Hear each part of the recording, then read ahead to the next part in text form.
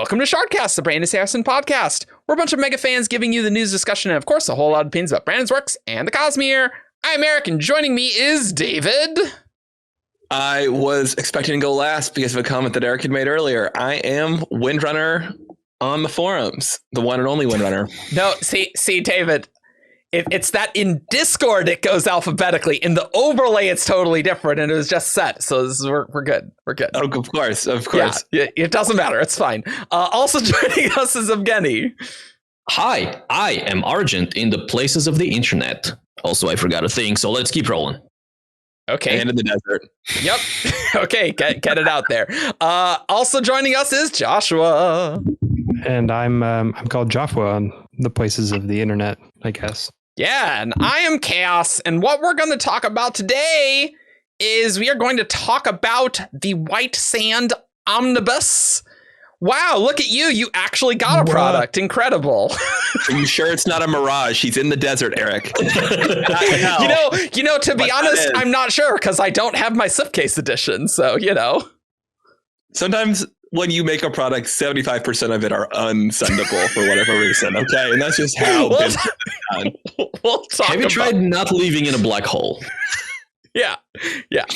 Do we have any news? Because this is coming out like in a week, so we can actually be kind of timely. Tress boxes are sending, so the Year of Sanderson people get them last, so that's fun. If you spent the $500 like me, but that's fine. I want everyone to get their books. I know it's a lot of books. It's just like White Sand, Eric. People, if you're forking over the most money, it's going to take the longest. That is how it goes. That is true. I'm okay, guys. I'm doing great. I thought my Hoyd delivery box had been stolen because it had been marked delivered, and I was like, "Where is this?" And I realized I had shipped it to my parents' house. So I wasn't sure if I was moving apartments, and I'm like, "Oh, I guess they're all gonna go there." Okay, that's fair. Yeah. I should have changed my shirt size, and now I'm doomed. So that's kind of a bummer. But that's a bummer. Yeah. Well, pandemic and me drinking lots of soda is not doing great for me. I'm doing great. Anyway, tell me about it.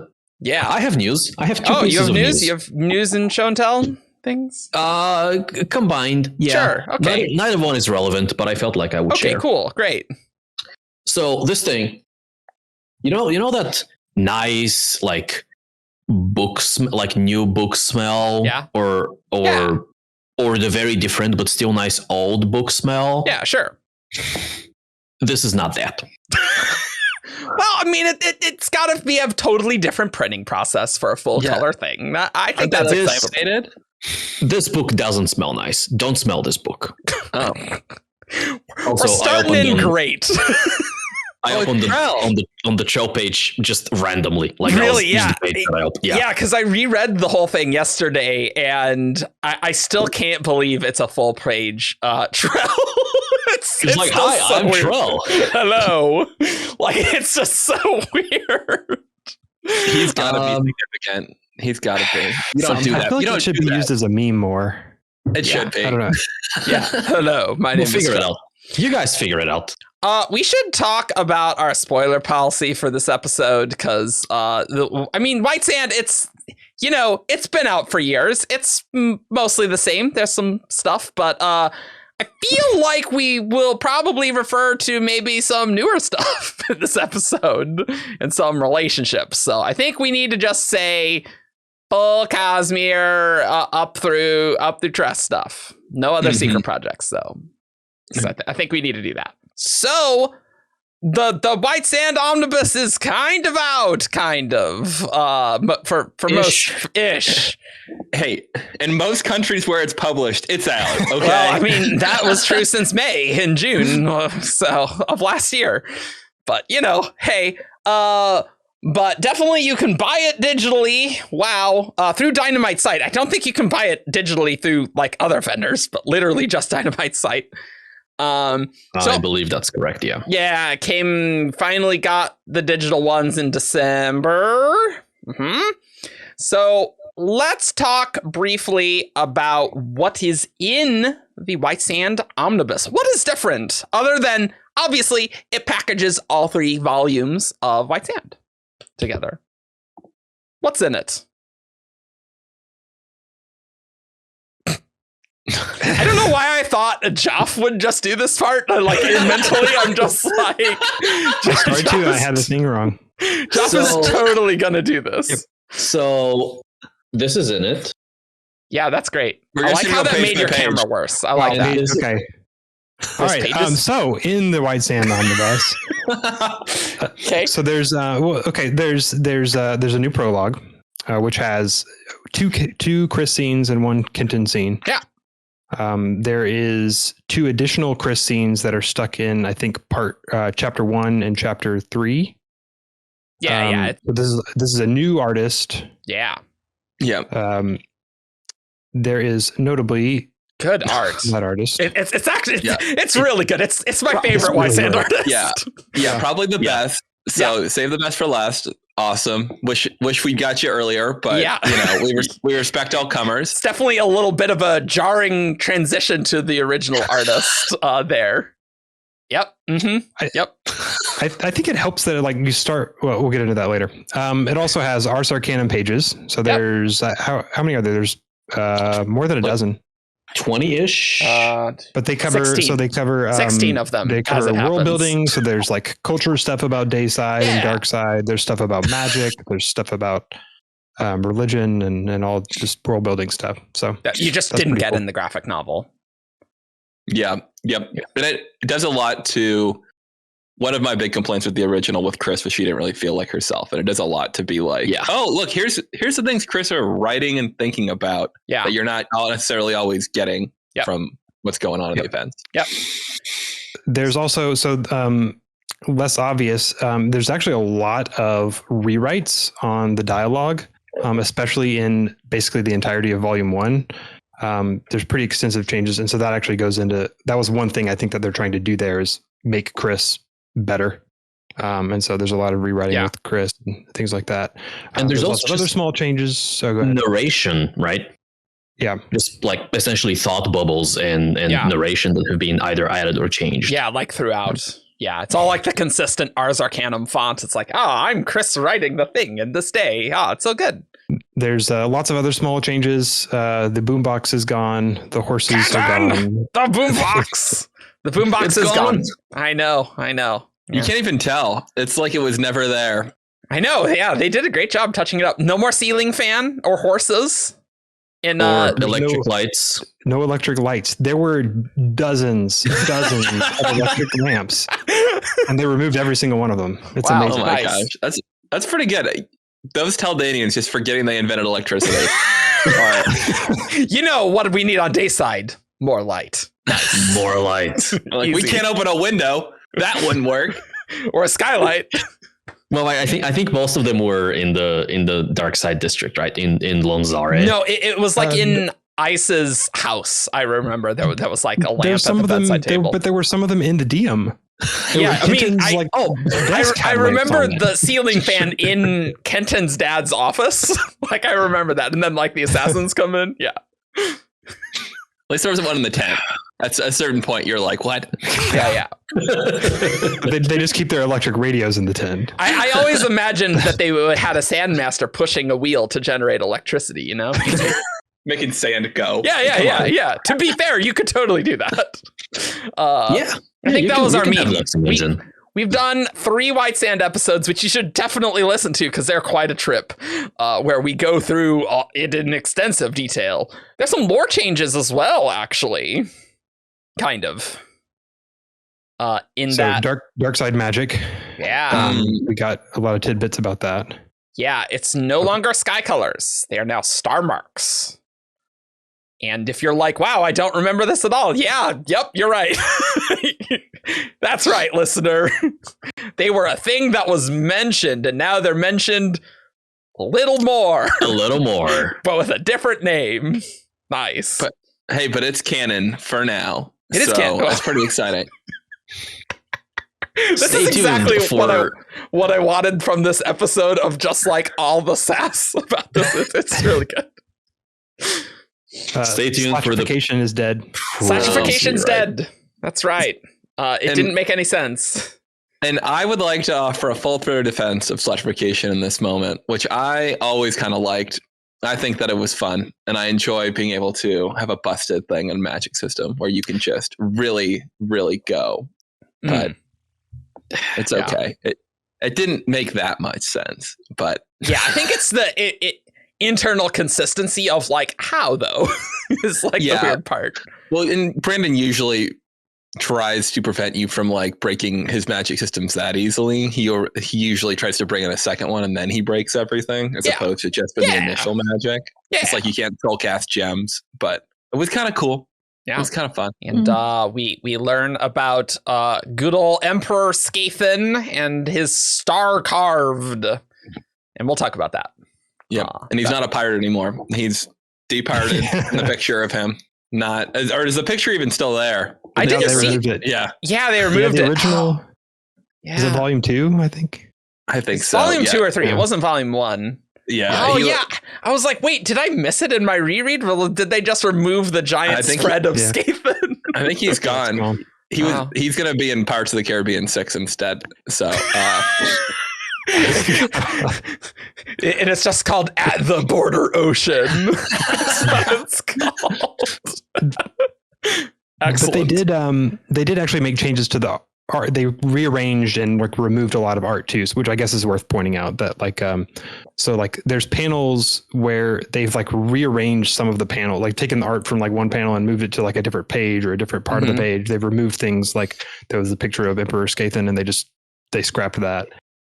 So there's some kind of reorganization there as well. Not an easy task for a graphic novel, I imagine. Like, that's a lot of work. I am astounded by how seamless it all, seems, right? And it feels a lot better than the original volumes, I would say. And, you can kind of tell who's John Akron and Cinder, so that's nice. That is huge. It's kind of like a recut. You can think about it like that, I think. And it's easier because you don't have to re-record dialogue. You can just write. Yeah. But yeah. Cool. Well, we're going to go all into more depth, but that's the White Sand Omnibus, like what you're getting. And honestly, considering each volume retailed for like $35, it's definitely a better deal if you've never read White Sand, If you want to buy a graphic novel, do not go buy the individual volumes. Definitely not. You absolutely should not do that. Yeah, don't do that at all. You'll spend more money for an inferior product. Yep. So absolutely. But I think talking about the business, we do need to talk about Dynamite's Indiegogo campaign on this. So let's have some background. Dynamite has never been good with White Sand release dates ever.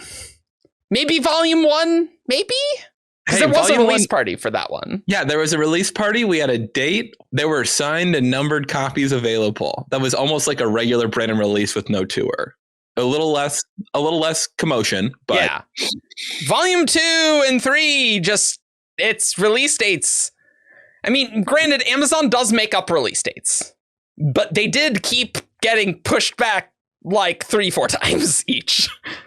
And then I think Volume 3 just came out of nowhere. Like, we were not expecting it. Mm-hmm. Yeah. Yeah, I don't think what really got... Like, Volume 2 eventually was given a release date. I don't know that Volume 3 necessarily... There was, like, a press release or, like, any sort of pre-publication. It was very sudden. And it really... Like, I don't think there was any hype for it at all. No. Oh, no. There was no hype. No. No hype. What year did it come out? Was it the same time around Oathbringer? Seems like maybe it came out like right before Oathbringer, so nobody was really... No, well, Volume 1 came out in 2016. So the second part was February 2018, apparently. Okay. And Volume 3 was September 2019. Huh. So we're like actually in release desert in 2019, where like there was Starsight, right, and Skyward, but like Oathbringer to Rhythm of War was, that was a bit of a break. Whereas Stormlight 4 to 5, we don't have a cosmere desert. here. Well, I guess we do. The White Sand Omnibus is out. We do have a Cosmere desert, but a desert of Cosmere content. We don't. We have a lot of it. We have many Cosmere books here. Dynamite made a Indiegogo campaign in last February. So February 2022. It is February 2023, and I don't have my slipcase edition. So they said it was going to ship in June. Not great. Last year. Yeah, June of last year. Yeah, to be clear. Not the coming June. I've been totally happy with my service so far. Also notably, I think in Spain, they got it out in May. And other ones got it all out last summer. No problems there. I think Germany... some of them was a volume 1. Like some of them, it wasn't the whole thing, but they did get translations out. I believe at least one of the foreign editions wasn't a total. Which, like, translating all the dialogue of a thing, that like takes a while. So the fact that they beat them to the punch is not great. And my understanding is Dynamite has 63 different Indiegogo campaigns, and this one was not dealt with well. I don't recommend the experience, I will say. I haven't looked closely. I think this is by far the biggest they've done. Yeah. Like, I don't think their Indiegogos usually are like this. Yeah. So what happened? Basically, they said we had the thing in February of last year. We basically got no info from February until the end of May. And they're like, yeah, well, we're working out the printing and delivery timetable. I'm like, oh, so you had none of this planned before then? None. Mm-hmm. And I think there were things like that. Like there was a paper shortage. That's fair. And this is the stage in my head where, because I think of it as a company that's not used to, I think this was funded 4,000%. Like this is a big campaign. Like we really overshot their goal. And so if that happens, in my mind, this is the stage where you say, hey guys, this was a lot bigger than we thought. Like expect this to not go quite as smoothly as we had outlined. Like start prepping the field for a delay. If you have an inkling a delay is coming, in my opinion.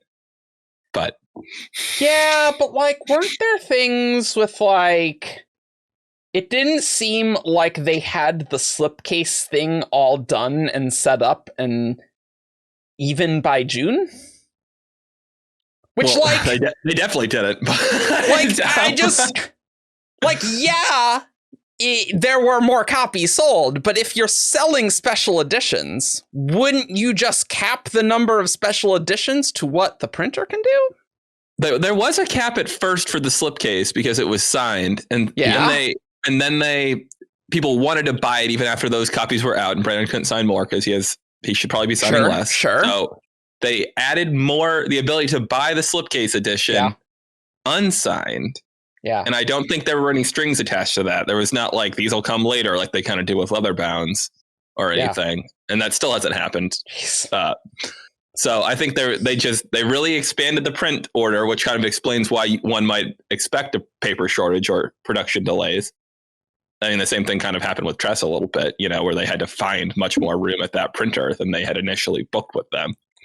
Yeah, it's just things like when they say in June, the book is completed, designed, and approved.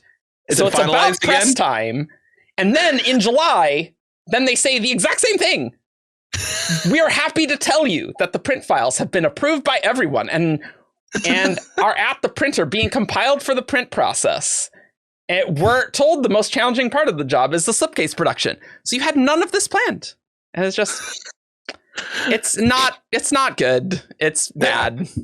There were a lot of, we're just fixing a few more details with Dragonsteel. Yeah. Like we're almost to finalized, which it was a lot of updates that really made it seem like nothing was happening, or it was an update to say something as opposed to an update with information, which is a tricky spot to be in because sometimes people want information and you don't have anything to say. Absolutely. But yeah, so. And I don't think it's Dragonsteel because Peter last June had this to say on Reddit.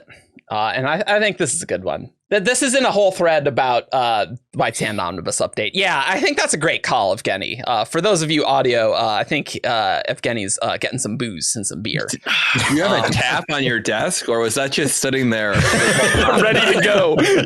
You're like, for this segment, we need this. I installed one tap just in case because I knew where this episode was gonna go. You got it in faster. There you go. So Peter says, we've been very frustrated at the speed this has been going. A year ago. So this would be June 2021, to be clear. We fully expected the book to be on store shelves by now, which would have been June 2022. We gave them everything we believed they needed long ago, and any required tweaks after that should have taken hours, not months. Ouch! Brutal. The fact that Spain was able to get their version out in May is like really the only piece of evidence you need, right? Mm-hmm. Yeah, if you and can other places publish, too. Yeah, and like I don't own a Spanish copy, but like from the photos that I have seen, the quality of that omnibus seems comparable to this thing, or at least the soft cover, right? Yeah. So if you can translate all of that and get it out, that what are you doing, Dynamite? Yeah, with the graphic novel, it's not just like translating the language. It's like you got to I don't know. I at least to me, it seems like putting the text in a graphic novel is a little bit more complex than like just editing changing the words. documents. I guess it's fewer words, but that's what I feel like kind of balances it out. Like a little more formatting, but a lot less text to change than one would have in an actual novel. I'm sure it's still awful regardless, but I guess the only kind of redeeming factor that I can think of is that Spain probably had to deal with a much, much lower volume of things they needed to print and produce. The publisher is also a lot larger than Dynamite. It was published by Noble, which is like a major publisher. It's their sci-fi. Yeah. It's their Tor. Yeah. Mm-hmm. The thing that just printing delays, sure, it's a smaller company. I just don't know why you decided to do a slipcase and not have it designed by the time the Indiegogo started to see if you can do it. Because just last week, in fact, the print run for the slipcase editions, 75% of them were damaged, and they have to do an entire new print run. That's not good. That's bad. That's wild. That's wild. And okay, and I will say the cynical part of me was like, I bet they printed them all upside down because they sent them the file wrong or something. And Dynamite's now like covering their they're just like, don't worry guys, these were totally ruined. There's no way. But they post some photos and they don't look great. No. If I got it in that condition, I would not be happy. So and they definitely should take the heat and print a whole new thing of them. So they're definitely losing money on that. So good. You should definitely do that. There was just always this tone in the updates that's like, yeah, things are finally moving. And it's like, but they shouldn't you have had the contract in place to print the amount of copies you had before the Indiegogo? I don't know. Or something? I don't know. Or I feel like you'd have to budget the cost of the slipcase edition so you could make sure you set the price point at the correct level. Surely, right? Sold the copy. I don't know. But and then they were kind of like, oh yeah, they said October, then late October. We're on track for first week of December. Okay. Oh, one other thing. It's the digital. First of all, the digital thing on their site said that the digital edition would be shipping at the end of August, and that was just on their listing for ever. And until the end of August when I emailed them and they're like, oh yeah, that's a mistake. Oh, great. And then the digital files got mistakenly sent out in October, I think that was. This is my favorite one because it was just so frustrating because I understand the whole point behind holding back the digital files was we want everyone to get it at the same time. Yeah. Which they executed beautifully. But so they're like, no, And like, people, myself included on the campaign, are like, can you guys put these up for sale so we can just buy a copy or maybe with a discount, trying to get something out of them. So we're not like, so we can read it and look at it if it's ready to go. And they're like, nope, we want to hold on to it. Fair enough. Sounds good. Eventually, people on Reddit and just places on the internet are like, hey, I got my digital copy. It's here. And, people on the internet are often wrong or confused. And so there's a little bit of time spent trying to like verify that this is actually the omnibus. I didn't buy volume 3 digital and got confused. This is really it. I commented on the Indiegogo page just being like, hello, did you guys send out the copies? Did you send them out? And the response was, no, we absolutely did not. There's no way. Who's saying this? And I was like, well, I'll go look. And then the next comment was from someone who had a copy, a backer, who was like, I got mine. Here it is. And then tried to explain to me. They were like, they're supposed to go out. And I'm like, the person above you is the president saying they're not supposed to go out. So I think they're not supposed to be out. Here's 2 more who got them. Somebody internally mistakenly misunderstood something and sent out all the digital copies to everybody months early. But they would not be available for anybody else, backer, non-backer, to buy or purchase.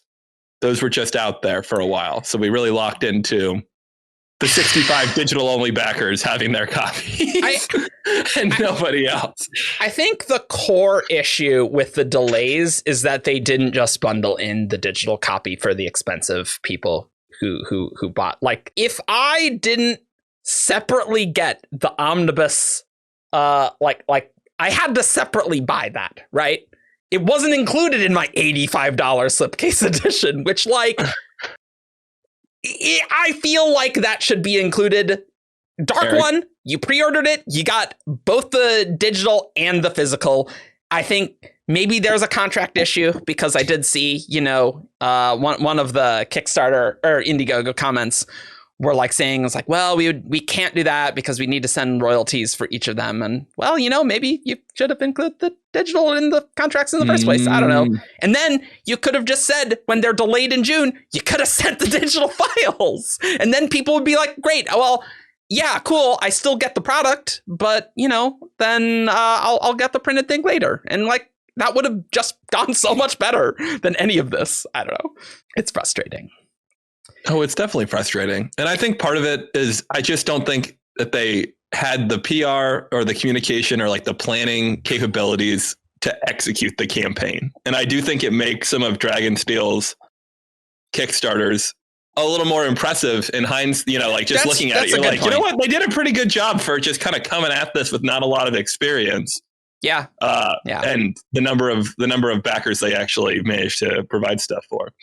Conspiracy theory. This was all planned by Dragonsteel so that when they did the secret project deliveries, if they made any mistakes, it would make them look better. I mean, 100%. Yeah. But I mean, the danger with that obviously is people are like, Brandon's name's on this, so now I don't want to back anything. But I know you're joking, obviously. Here, I do feel like, it could be related to trust because they had their paper shortages or whatnot. But There's been a few times where I feel like in a non sequitur way, Brandon has referenced on like a weekly update video where he's like, sometimes things just take longer than you think and there are paper delays. And I'm like, that's gotta be White Sand Omnibus, like shadow talk right there. Yeah, it's just really unfortunate. And I've never really liked the tone in their updates. It's like, this product's going to be so great, guys. It's going to be so good. It's going to be just the best product. And like, I mean, at this stage, yeah, I do want the best product, but like, you could maybe be a little more humble that it's very clear that you screwed a lot of things up in this process. I don't know. You're like, just make an apology. That's not spin. It's not that hard. I mean, maybe it is. It's just a shame because it's actually a good product. That's the thing that annoys me. Yeah. Like, it's actually good, but now I'm like, I don't want to recommend it to anyone because it's just like, yeah, I don't know. It's really kind of a bummer in that way. But there's a bunch of cool stuff in it. Yeah. Why don't we talk about the actual product? Why don't we talk about the actual stuff? Because it is good. It is good. Mm-hmm. And let's talk about the prologue, and we'll talk about, so just some of the changes and differences with characters. And if you want to just get to the lore stuff, there'll be a timestamp where we talk about the Ars Arcanum stuff. Don't worry. But let's talk about this first. What you guys? Lore. I know. The Aethers of lore. The Aethers of lore. Every time we talk about lore, I'm like, how do I make an Aether joke? Should I make an Aether joke? Yep. Oh, what do you guys think of the prologue? It's fantastic. Yeah. I mean, the artist helped. Like, the art is the best art that they've had. I mean, It is. Yeah, It just a subjective is. thing, but I feel like when the opening scene is Khriss on a ship making that crossing over to Dayside, and I feel like the illustration of their first sunrise, like, it feels like you're seeing the sun for the first time. Like, it really, you could easily be like, oh, and there's the sun, and it's a little underwhelming. But no, whoever they picked, I wish I knew the name off the top of my head. Knocked it out of the park. Nebetse Zitro. Thank you, Nebetse, for I think I've heard finally capturing White Sand. Yeah, because that was a moment in the prose that we just didn't get in the previous one. I think that was the prologue in the prose, I think. It's expanded a little bit. Like Khriss working on the pocket watch is kind of a new component to it. Some of that stuff is kind of beyond the prologue into the first early couple chapters. But Chris's early sections of the book have been restored to this version of the graphic novel, which I felt really helped just smoothly introduce us to the characters. And so we immediately get Khriss stuff, we get Kenton stuff, and so it's a very smooth read now into volume 1. So I really liked that, actually. In the original graphic novels, Khriss is almost like this side character, I think, who's just sort of there to help Kenton out. Yeah. And I feel like in the omnibus, she's a main character in her own right. And I think that this prologue establishes that really well. Like, it sets you off on the right foot to do that. Establishing her as a character and her relationships with everybody else, and making her story central to the plot as well. Mm-hmm. And she has goals and motivations and character that are all established in those first however many pages there are. Mm-hmm. I remember reading the first volume of the graphic novel, and Khriss shows up kind of midway through, and I think they're together until the end or close to the end. And I remember wondering as I was reading it, like, are there going to be Khriss standalone parts, or is this just become Kenton's story in this adaptation? Like, adding those early parts is really helpful. And I think it changes her introduction in the original graphic novel. I felt like was just the worst way to do it. Like, there's a lot is made about the pose that she strikes when she's walking into the room in there. But I feel like Duchess Chrysella of Ellis or whatever. I always can't remember if it's Ellis or Khriss. I always mess up. No, it is Ellis. But like that, her being nobility is just such a minor part of her character. And I feel like that was just, she was introduced as the stuck-up noblewoman. And I was like, that's not really ever been a big part of my, having read the prose of the read of her and that character even early on. She went from stuck-up noblewoman in a fancy dress in the middle of the desert who's sort of striding in and doesn't really know anything that's going on. Like, that's her introduction originally. And now her introduction is, oh, I'm tinkering on a clock because I've got this theory about how their time works, and I'm going to build this device. Like, completely like worlds apart. And clearly, like, I'm going on this expedition. She has motivations. It's just a lot better. I mean, man, it's hard for me to remember how my original volume 1 thoughts. Guess I can listen to the podcast about it because we did one. Chris's introduction weird, and Ice being introduced the last chapter of volume 1 very weird as well. But so Omnibus smooths that all out because you're not just getting the first 6 chapters of an 18 chapter story. Helps a lot. I want to go back to the art real quick. Mm-hmm. And this is not in the prologue, but it's still one of the new pages that were added. Mm-hmm. And I feel like, so those of you who are watching the video will see that. Those of you who are not will not, but it's not a big deal. So I want to point to this top panel right here. Like this section of 3 panels, right? With the diagonal thing. Okay.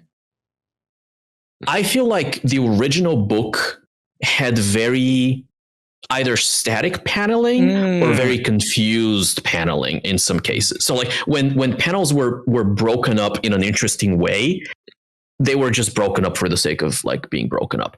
Whereas this one that I'm going to put on screen again, like there is action to it and there's like sense of motion and things the quality, it's not just the quality of the art that we like better, because art is subjective. You can like certain things more than others. Absolutely. But also just the quality of the composition of this being a graphic novel, I feel like has been improved by this new artist. And that's important.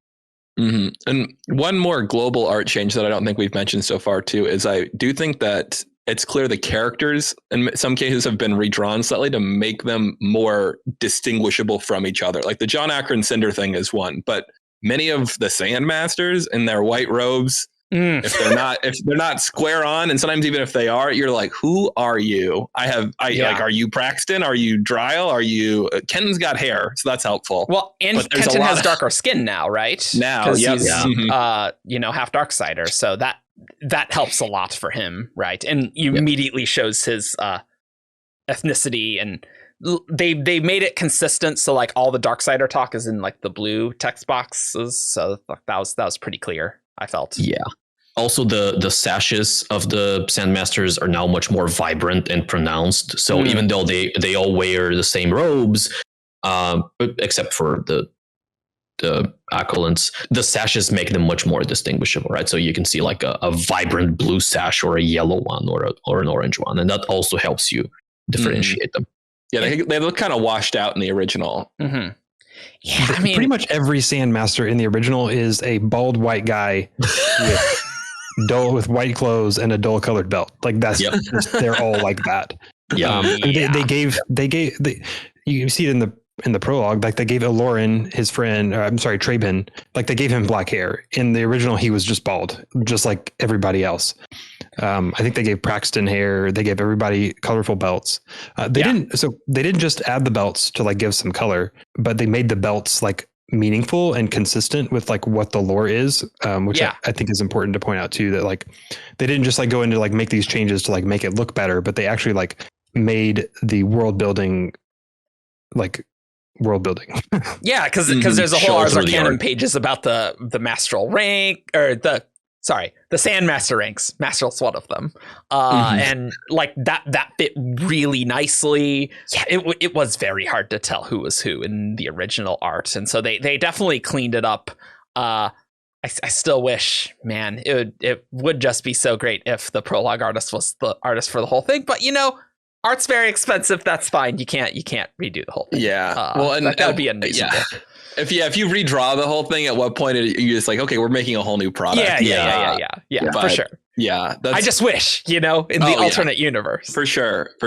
And I do think another art change, now that we're back on that, is it's not, I don't know if it's 100% universal, but a lot of the times Sandmastery was portrayed somewhat unclearly. Yes. In the art, like the number of ribbons a Sandmaster can control is a matter of some significance. And we very rarely saw a ribbon of anything. Like, sometimes they were in like a whirlwind sandstorm type thing, but some of the Sandmastery has been redrawn to show, oh, he's using ribbons of sand. Like, look, it made a lot more sense. Yeah. And not only that, but the actual ribbons are more like pronounced, and you can see more of a glow to them.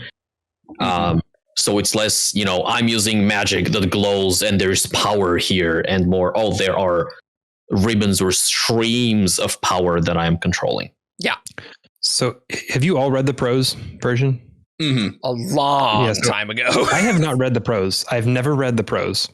I did not realize that Sandmastery works using ribbons. I read the omnibus because it was entirely unclear.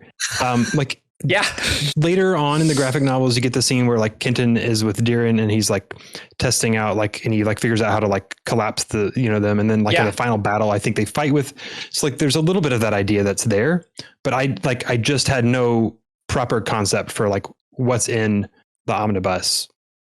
Like I didn't even know. The prologue amazing. With that initial Kenton scene really makes it very clear him doing some sand mastery like before the Mastral's Path to like really establish what's going on. And in that sense, it really sets up the whole thing with ribbons, because that's the whole thing with the magical mystery is like Kenton getting more ribbons, and I need more ribbons to defeat Dryle. But maybe I don't need that, which amusingly worked a lot better for me in this than the Prose, which I was always disappointed that it was just, I just use one ribbon really good. I don't know. It worked better for me here.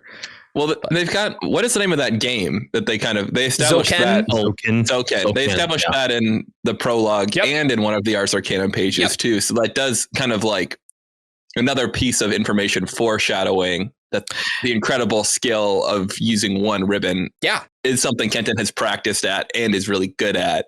It even mentions it in the battle, Zoken, like that. So they tightened up the dialogue, and he's like, it's so good. It's actually good.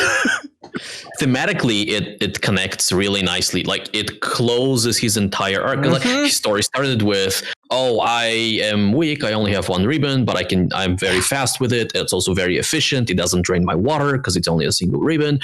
These guys are bullying me and they have all these many ribbons. And then I crush them with my wand because I'm so good and so fast. And then at the end of the story, exactly the same thing happens. Like he's facing somebody with like 20, 25 ribbons or whatever Dryle has. And his wand is so fast and so controlled that he's able to defeat him. It feels like a Brandon magic twist. You know what I mean? Like, whereas the original didn't. It just kind of felt like, he figured out how to be a better Sandmaster. And I didn't realize until this conversation how much that Kenton prologue scene is doing so much heavy lifting, because I'm like, that's nice that they're introducing Kenton, but now I'm like, no, this was so important to the entire book and how this entire thing went here. They went through the early chapters with Kenton, and they kind of like tried to make the magic work with what was there, with what they had, and kind of they drew in some ribbons to kind of make it, and they reworked the dialogue to kind of emphasize that, but it can only do so much because they're just trying to kind of patch what's there. And so I think it helped to have this prologue scene to like do fresh art exactly the way they want to do it. So then when you get to the scenes that are a little bit more sketchy, it's you have that previous conception of what's supposed to be happening.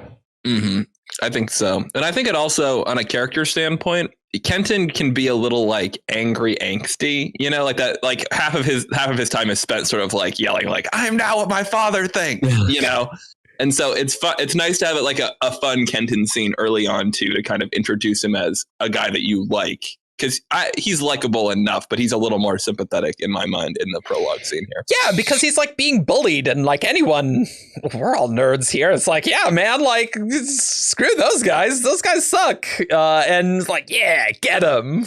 That is immediately sympathetic, or as opposed to, no way, Dad. I'm not going to bring the boombox. No, that's not what.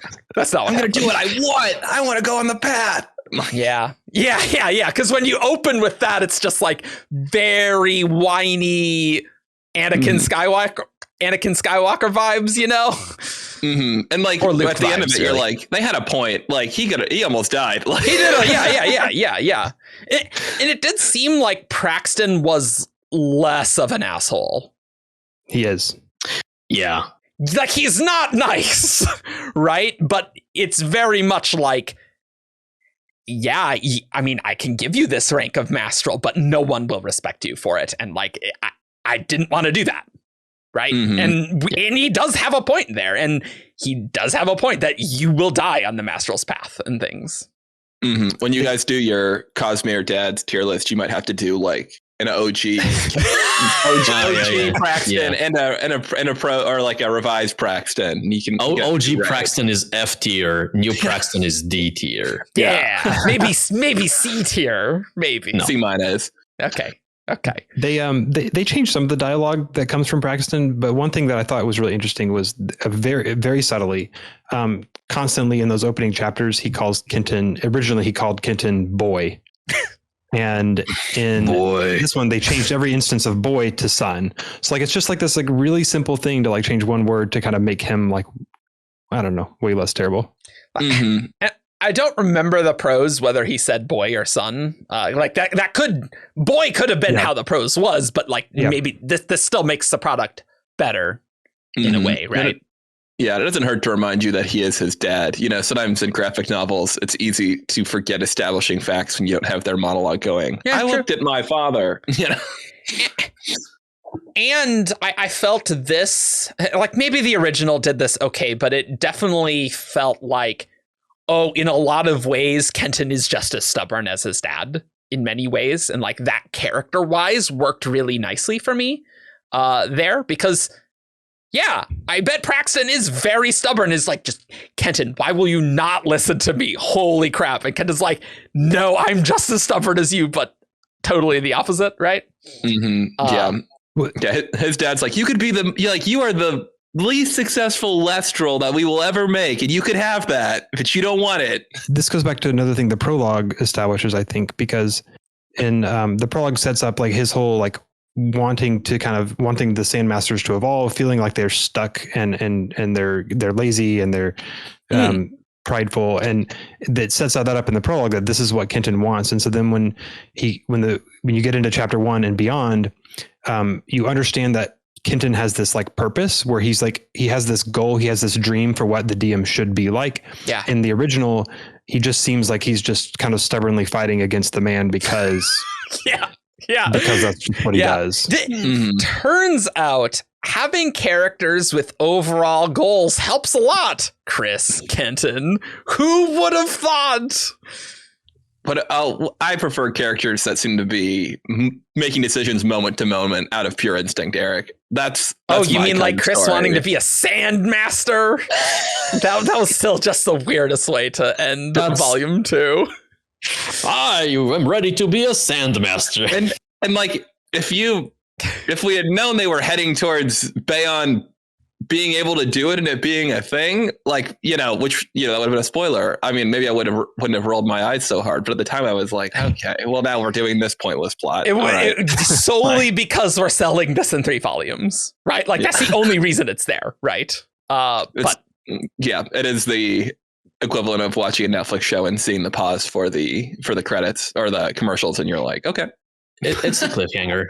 Yeah, that's probably the part that in the omnibus still feels the weirdest. Like, another thing was going from what I really love of the prologue art to the original art. I was like, right, okay. But like you do get used to it, and surprisingly, like when we get the scenes interspersed, like it was definitely like less jarring.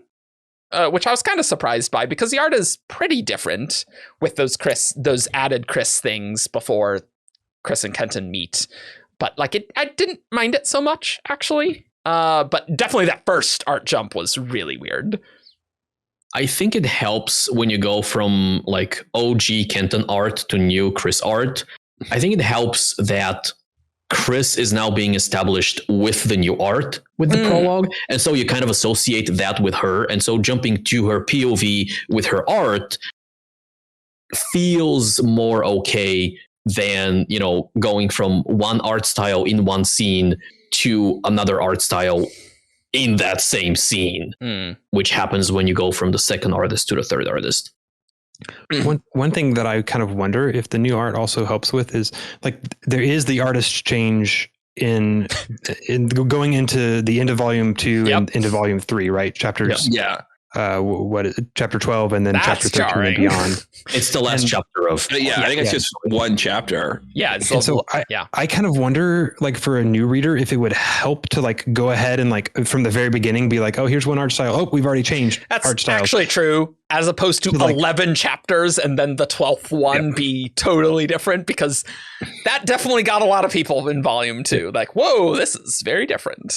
And it doesn't help that one chapter art was my favorite style of all of them. Even more than the prologue? Or just originally? Yeah. I thought volume 3 was a pretty good balance between those styles.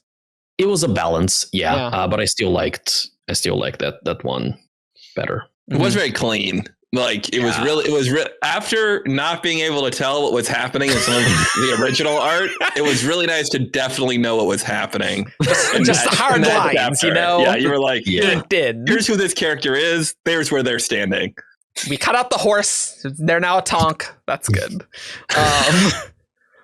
Although, should there even be tonks? Because they're like, oh, we got to get the tonks away because the river in the water, you know? But, Eric, it's fine. Eric, they're already just scaly horses anyway. So, that's true. That's true. There's a strong resemblance. I love the in the new scene where Khriss like spills water on her tonk's horn or whatever and melts it. Yeah. And calls him Stumpy. I thought that was I couldn't tell if that was actually in the art though. Like it didn't look like it was even in the art. I think it did. I think her tonk had a Stumpy horn. I think that's from the prose too. Okay. That must have been something they brought in. Yeah. Okay. I thought it sounded familiar. Yeah. But just like the danger that Khriss felt in those early chapters of just, oh, we're like probably gonna die and you need to abandon those people. Like getting Khriss and Bayon's rapport really helped with the ending of just Khriss thinking, oh, I think of titles and not people, which really helps with that nobility thing, David, because she doesn't, her nobility isn't a big aspect, but she doesn't read people awesomely, and doesn't really understand people. And then she learns to understand. It feels like there's a lot of growth, even though she's still a very competent scientist. Like she can negotiate on behalf of Kenton and do very well at that. So we got a good character arc with Khriss now. Oh yeah, and I think nobility is a part of it. It's just for me, that's like never like that would be like the third or the fourth adjective I would use for her, and it was the first thing we were given in her original introduction. Yeah, I do really like too. This is a minor thing that they brought back from the prose.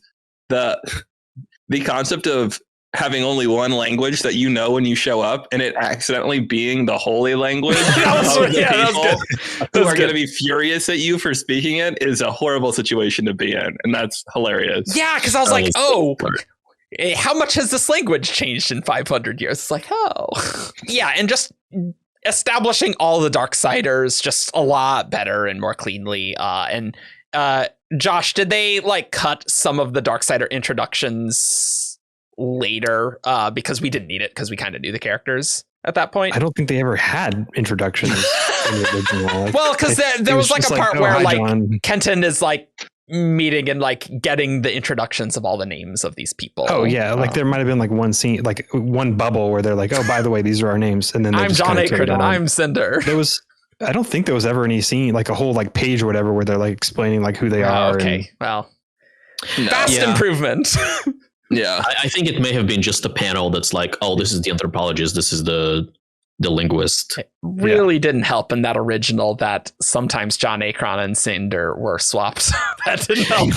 That really didn't help at all. Well, it's hard because one of them is a traitor too. So later when they make the reveal, you're like, which one is the traitor?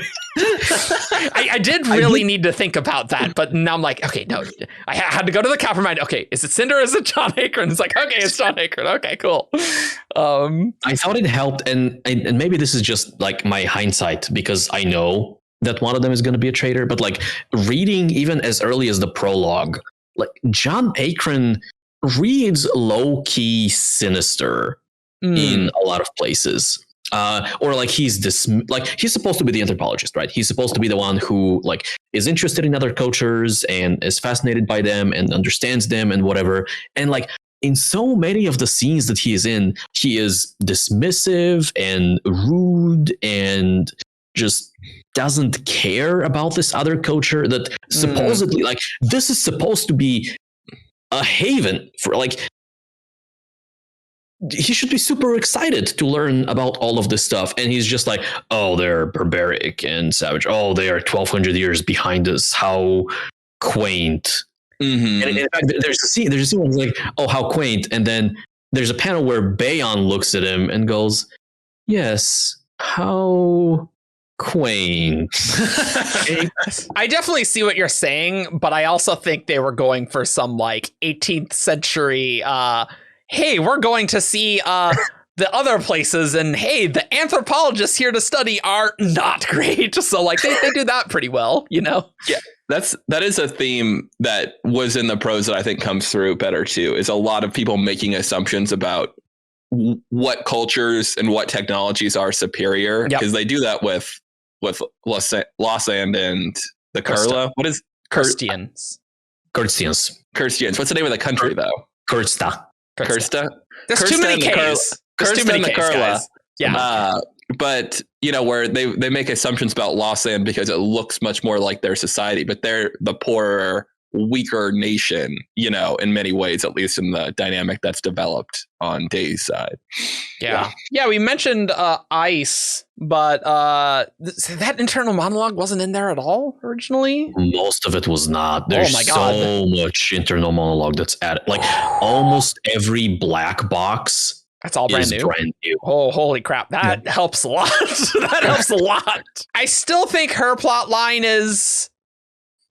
Maybe it's just weird that she's introduced end of volume 1, which now is part 1. So that's like the last time you can have it. And I'm like, who's Sherazon? Like, what's going on here? But like, I did eventually get into it there. But that introduction still maybe the roughest part. I don't remember in the prose. I think in the prose, Ice was male, which great change from in the original White Sand. Mm-hmm. Was Ice introduced before they got to Lossand? I don't think so. No. Yeah. No, okay. So that's faithful. No, it's faithful. I think that Ice is tricky because kind of like Eric. She's kind of like Eric in ways, but some parts of the plot are the least satisfying for me, which I think are like some of the not Skathan, but Sherazon. What is the Sherazon? Nilto. Oh yeah. Yeah. All that stuff that I'm not deeply interested in, except how it relates to Ice's family. But the plot where Ice is forced to spend time with someone who they consider to be like a holy horror is eventually brought around to a point where they are single-handedly responsible for saving that institution is a great idea. And I think it's one of the more powerful parts of the story if done correctly. So I always end up with like mixed feelings about Ice. I've always liked that her introduction to Kenton's story arc, it like at the very beginning, she's like, I know what you are. I know who you are. I know you are going to try to win me over. That's not going to work. And it obviously comes full circle at the end. Yeah. It has always been the problem with this book that like, I think like all the Mastrals dying in Khriss's expedition and that core idea of Ice's character, good. Lots of the politicking is less interesting. Admittedly, there are definitely some good moments, like Delius, still great. Loved him. I love Delius. For Ian, Delius is great. Yeah. I think they just needed, you don't have to reduce the number of professions. You just need to have like 4 of them be antagonistic instead of all of them. Like that's what I think kind of is the weakness of that plot is you end up having to check the boxes of we have to go convince all 8 people. It's a little bit like RPG or something I've heard people say, like check all the boxes. Very, very long fetch quest. And that was always my issue with White Sand. It's like it actually starts really good, and then you get to Lossand, and it's just like it just devolves into early Brandon writing politics, and it's a lot.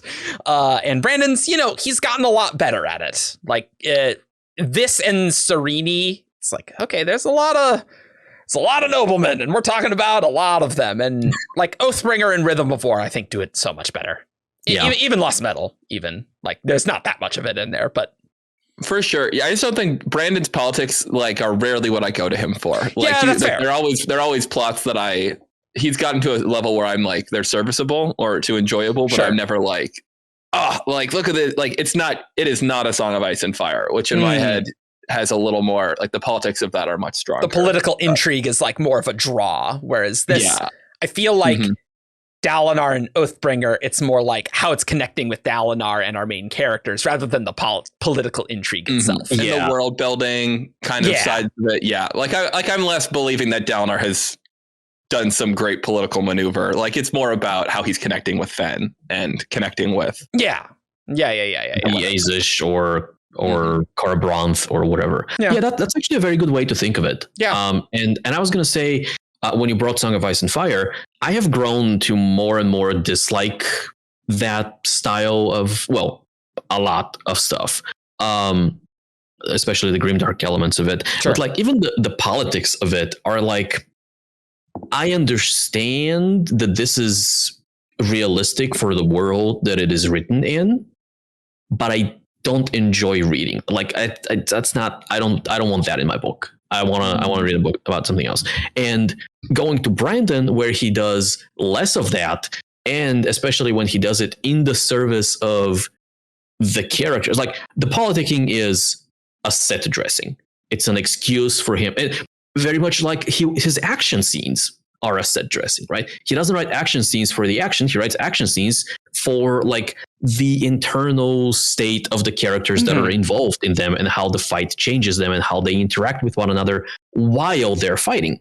And so I think he approaches both of these things in the same way.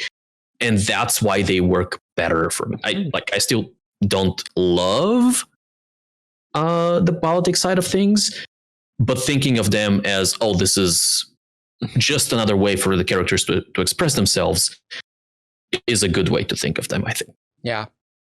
I did feel like Khriss as a politician comes through a lot better in the omnibus. She just seems more intelligent with how she's interacting with other people. It's just small changes, I guess, in the dialogue where it feels like she's just more diplomatic with people. I guess a big part of it to me is Kenton, like her relationship with Kenton is just more professional and more thoughtful and intelligent, like of her, where she just does not seem as petty and I don't know. She was very bratty in the original White Sand. Yeah, they both were. They've got a lot of bickering, which is kind of a dynamic that happens between people, but like you don't want to let it kind of color your overall impression of a character, which I think it was doing a little bit in the original Prose. And I think you're exactly right, Josh, that was part of the issue of the way she was introduced as nobility. It wasn't like she was introduced as a politician or as like an expert in that way. She was introduced as a spoiled noble. Noble. And you're like, that's like nobody unless the whole plot is going to be becoming not that, that's a really tough place to start a character at. Which is just not what you want with awesome cosmere scientist that we're going to get, right? Like that's not like you can do that. Like in a sense, Vivenna was not bratty, but very like stuck up, right? And like had a very big character arc, but it takes a lot of heavy lifting to make that work, and this didn't do that. And that was her whole character arc, whereas Khriss is like not about, like her story is not about becoming less bratty. It's exactly. A lot of other things. Yeah. And every now and then she will have like a moment where she's like, because she needs to move the plot along, and just being annoying to Kenton doesn't do that. And so every now and then she used to have a moment where she's like, oh, we're now having a civil conversation and we're getting the information that we need to move things forward. Any other stuff about like the character stuff and art stuff and non-lore stuff? I remain not the most excited. I'm really excited to see where Ice is going. And I think that the fact that they added the Khriss early stuff does a better job establishing Kerzta as a setting. And that's kind of where it seems like future stories, whatever form they might take, at least some of them will play out there. There was a big hook in the prose for a big plot in that country that still has not appeared in any version of a canon White Sand thing. So I'm curious if that'll still happen. But it definitely feels like reading this that it's still very much Brandon isn't intentionally like holding this back for like a big plot line where we go to see this place in depth. Same with like Darkside, right? Darkside's exactly the same way, where we know very little, like hints, but clearly we're going to get a big thing in it. Hopefully that's Hey, he's got Dan now. Dan's gonna write the White Sand novel. Isaac will probably. Yeah, speaking of Dan, I do want to stress that like a lot of this, if not all of this, was Isaac's work. Yeah. So whenever there is like new dialogue or new exposition or new world building, like I'm sure some of these things were ran by Brandon for, cosmere-wide continuity reasons and stuff like that. But like the prose essentially of this omnibus was Isaac. And so knowing how much I like it and how much we all seem to like the changes, I am very hopeful for like any Isaac involvement in the cosmere, whether it be Boatload of Mummies, whether it be the Arcanist, or whatever name the sequel of White Sand takes, or whatever else. That's I mean, it's a larger task, but I think Isaac definitely has the skill to perform. Mm-hmm. I agree. It's kind of hard for me to imagine, though, that Brandon would let Isaac or Dan write Chris's story. Which I feel like is that is true. A sequel would be. I agree, but I also, there's a part of me that feels like if Brandon was so strongly compelled to write Chris's story, that would have appeared in his plans at some point. And it's he's never really said like, you know what, like he's leaned more towards writing Aether books over doing White Sand stuff. And so to me, it feels like this is something that's falling on the periphery. And yeah, like maybe I could see him being more heavily involved, but I just, you know, if this doesn't happen, or if he writes White Sand sequels, then maybe Warbreaker 2 doesn't happen or something, you know, at least not by him. So I guess we'll see. I do really agree, Evgeni. Like the character work that Isaac did was really good, and just talking and analyzing it, and oh yeah, wow, all of these subtle things made such a big impact that, yeah, definitely creating a thing that's brand new will be different and challenging in other ways, but he really understood the story and what the story needed, right? Mm-hmm. And that is super important. And I don't think, I mean, you know, I never listened to those White Sand episodes back. We definitely spent a lot more time talking about character on this episode than we have, to my recollection, in any previous White Sand episode. You know, like there wasn't that much to say. Yeah, I mean, they were pretty simple. Those episodes were weird because we really went through like every scene, which was a very weird thing for Shardcast to do. But you know, I don't necessarily recommend people there. If you want a time capsule, go back and check it out. Look, I know a few people who are like, "Wow, those are some of my favorite episodes." So you can go check them out. I think they're all pre-video, right? Or no, the White Sand Volume. At least the first one is. I don't know. First the third two one would have been. The third one, 2019, we would have been in video. Yeah. Cool. So let's get on into the lore. And so we're going to go through the Ars Arcanum pages. We have, I guess in the 16 pages that I counted, I did include the map. So I don't know if the map counts there, but we got 16 pages of stuff. I doubt we're going to be talking too much about Dayside food and stuff, but we'll talk about some of the more magic lore that we get, because there are some different things. And unfortunately, I think we will get into trouble just showing all the pages of the Ars Arcanum, so I'm not going to be doing that.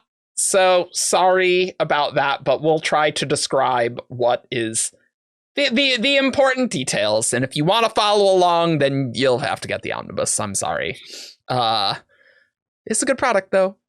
So we start with a glossary, which I don't think is super noteworthy, but I'm super glad it's there, right? Because there are it's noteworthy for capitalization. It is very useful for canon capitalization for the Copper Mind. So I do appreciate that, actually. Yeah, it's true. And it is worth noting, too, that a full third of the terms start with the letter K. Oh my God. Wow, it really does. Holy crap. True. Yeah. You know, seeing this, if Brandon was in 2005, maybe he's like, I gotta change some of these. This is too many Ks. Yeah, well, it's like naming one of your characters Betrayer. You're like, well, maybe I should have done that, you know? Yeah. Name him the Darkling. I'm sure he's nice.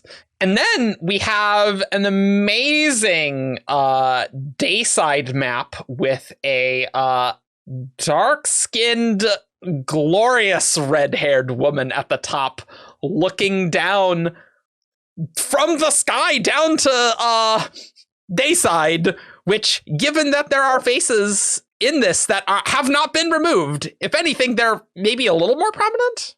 I think they're about the same.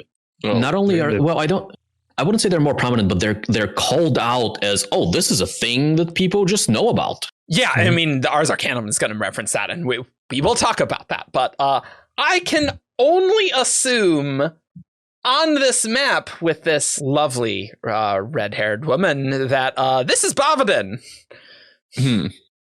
It is important to point out that the previous version of the Taldane map, of the Dayside map, also had a redhead. That is true. And in 2016, Brandon was asked if this was Bavadin, and he said no. Like that Isaac just made it up.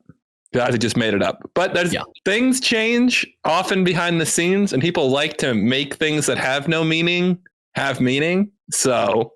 And I think the thing that's weird now is that there were the Mistborn playing cards that did have, like, there was a Harmony one, and then there was, as a Joker, with the Harmony symbol, and then there was a red-haired woman kind of like this, honestly. Like, the similarity is pretty striking, and so I wouldn't be surprised if this is like, hey, what if we canonize like this? And Brandon's like, cool. And just in 2016, this wasn't as fleshed out. And even in the thing, he says, Isaac designed it without the board, without any specific instructions from me. He might have an idea. So it's possible Isaac always intended for this to be Bavadin, and he was never just like, hey, Brandon, I made Bavadin a redhead in the sky. But glorious art, though, on this of just Bavadin up here on the sky on this. I'm inclined to assume that it's Bavadin, and the cards also kind of really affirm that, I think. But there is like the possibility that it's an avatar. We do have like the scene like with where Lauren meets the Sand Lord out in the desert or whatever. So like I don't know, there could be avatars involved here on Taldane, even though it's Autonomy's world. Well, we'll talk about that in a bit, because I have some thoughts, because it definitely seems like there are more than one avatar here. That is at least my impression.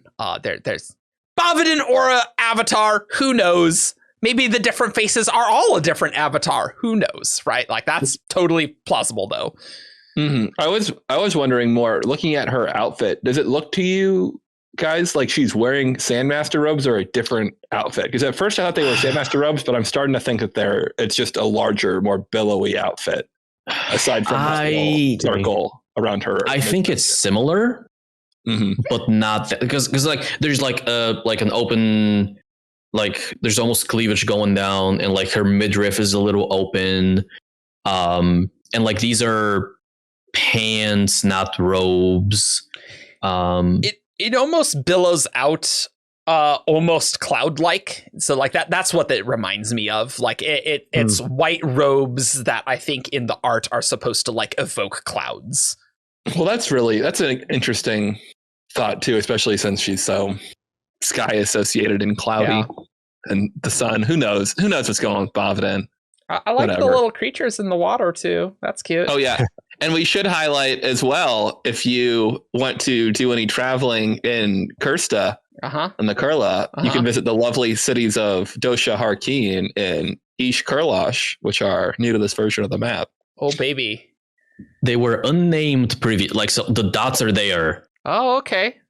But the cities didn't have name. And so Dosha Harkeen is where Khriss first lands in... on their side, and Eshkirlosh is kind of a town they pass by, and they run into some like Kerstian warriors or warrior priests, I don't remember, and they just like move on through the town. It's like, oh well, maybe we can't actually get water out of this place. Presumably, there's more cities there, but I would hope so. Probably. Although they're not mapped, which is interesting. I don't know. Denka literally doesn't have a city on this. There's probably a settlement there. I would assume if it is labeled on the map. Maybe Khriss made this map. She's like, these are the places I know about. to be fair, that is, well, but this does seem like an artistic representation. I don't know. I don't think Khriss necessarily made the map. I don't mean personally. I was commissioning. Okay. It is notable that Kerzta is so prominent in this version. So I can very much like buy the idea that this is essentially a Kerztian map. Oh yeah, sure. It does kind of remind me a bit of in the 10th anniversary Elantris, like the map of Opalon, right? Or Cycla, and where Fjorden is massive and Arlon is like, it's super tiny. Yeah. It could be theirs, but I'd be hesitant to assume they would put Sandmasters on anything they were drawing. Yeah, that's also true. Oh, yeah, that's true. Yeah, big fans.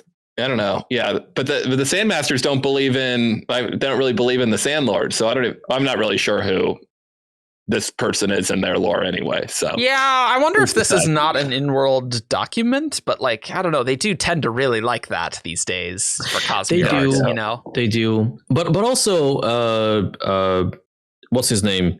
Jianggu, the artist who did this. Oh yeah, the one who did the Chinese stuff covers. Tends by to the be way, more stylized and stylistic, right? So maybe they were just like, hey, you do your thing, right? We like your stuff. You do your thing. Don't worry about like making it diegetic or anything. It did seem like a familiar art style, so that makes sense that he did that because oh man, his art's real good. The art they added, very good. Cool. Do we want to get to astronomy? I think these are like some of the beefiest pages here on this. And this one is publicly available, so I will put it on screen actually. So you will not be able to read any text, but you can see the pretty art here. But I will link in the description the Omnibus update thing where they do have a full-size art of this. So you can click along with this. This might be pretty awful if we go through like each item and we're like pointing out art, but thankfully I think that's only really going to happen with a map because a lot of it's just text here, right? And so it's not like you're missing out on a visual thing. We got a lot of Taldane astronomy here. What do you think is most notable to start with here? I've got one. Awesome. I think that it's really notable that they call their Lagrange points the Wombear saddle. I think that's a phenomenal term for Is that what they call like that? Not well, it's, I don't know. I don't know if it's officially a Lagrange point. We're pretty far out in physics nonsense here, but just reading it, that's what it was reminiscent of to me. Lagrange points specifically are about a 3-body problem, right? And in context of like a star, a planet, and typically a third object. I don't know enough of the astrophysics to know how that would work. It did really read like an unstable equilibria where it's like, it's stable, but like you'll roll off rather than like a bowl where you'll roll in there and it will collect. So it definitely read like that to me. Although, I mean, this is a 3-body thing, right? So you have the big star, we have the sun, Aista, you have the Eye of Riddles, and you have Taldane in the middle. Yeah, at least that's my read of it, is that it's right there. Oh, because Taldane is there. Yeah, okay. Taldane could be in L whatever is, between the 2 bodies, right? The only one that makes sense to me. Oh, it's L1. Yeah, that would be L1. Yeah. Wow. Oh, wow. We're getting this. We got from like lore nerdy to like science nerdy and math nerdy really fast. Like all the casual people who are like, oh, they're doing lore, they pieced out, and now the lore people are here, and then their eyes just glazed over. So hello to the 5 people left watching. Wow. Well, Lagrange points. How do I even explain this quickly? They're equilibria. Calling them unstable equilibria really helps. Yeah. So Lagrange points. So every celestial body has a gravity, right? And Lagrange points are when you have 2 bodies, let's say the sun and the Earth. Each one of these, so let's take the Earth, has a number of specific points around it where you can plop a 3rd body, and the sum of the exact gravities of the other 2, of the sun and the Earth, make it so the 3rd one is kind of stuck there and it doesn't fall out of orbit. And you can think of it this way. So if the moon was like way closer to the sun's larger gravity would pull it out of Earth's orbit, and the moon would eventually collapse into the sun. And the closer you move the moon to the Earth, the weaker the sun's pull and the stronger the Earth's pull is. And so there's a point in that line where if you plop the moon in exactly that point, the two gravities balance out and the moon is in a stable orbit in that place. And there are, depending on like how exactly you configure the three bodies, there are 5 Lagrange points that we know about? 5. Yeah, there's 5. This is one of them. This is L1, where you have big gravity on one side, little gravity on the other side, and somewhere, not in the middle, but closer to the little gravity well, you have a planet that is held in place by these two. Well, so it doesn't quite hold it in place, but it's a spot where it balances out, and so it's easy to keep it there. I think James Webb Telescope is at a Lagrange point because exactly. It's at L2, baby, and that one. Well, we don't need to go in the details, but you actually want the telescope to be at an unstable equilibrium rather than one of the stable ones where stuff collects there, because you don't want it to hit the telescope. So you actually want it there. That's interesting.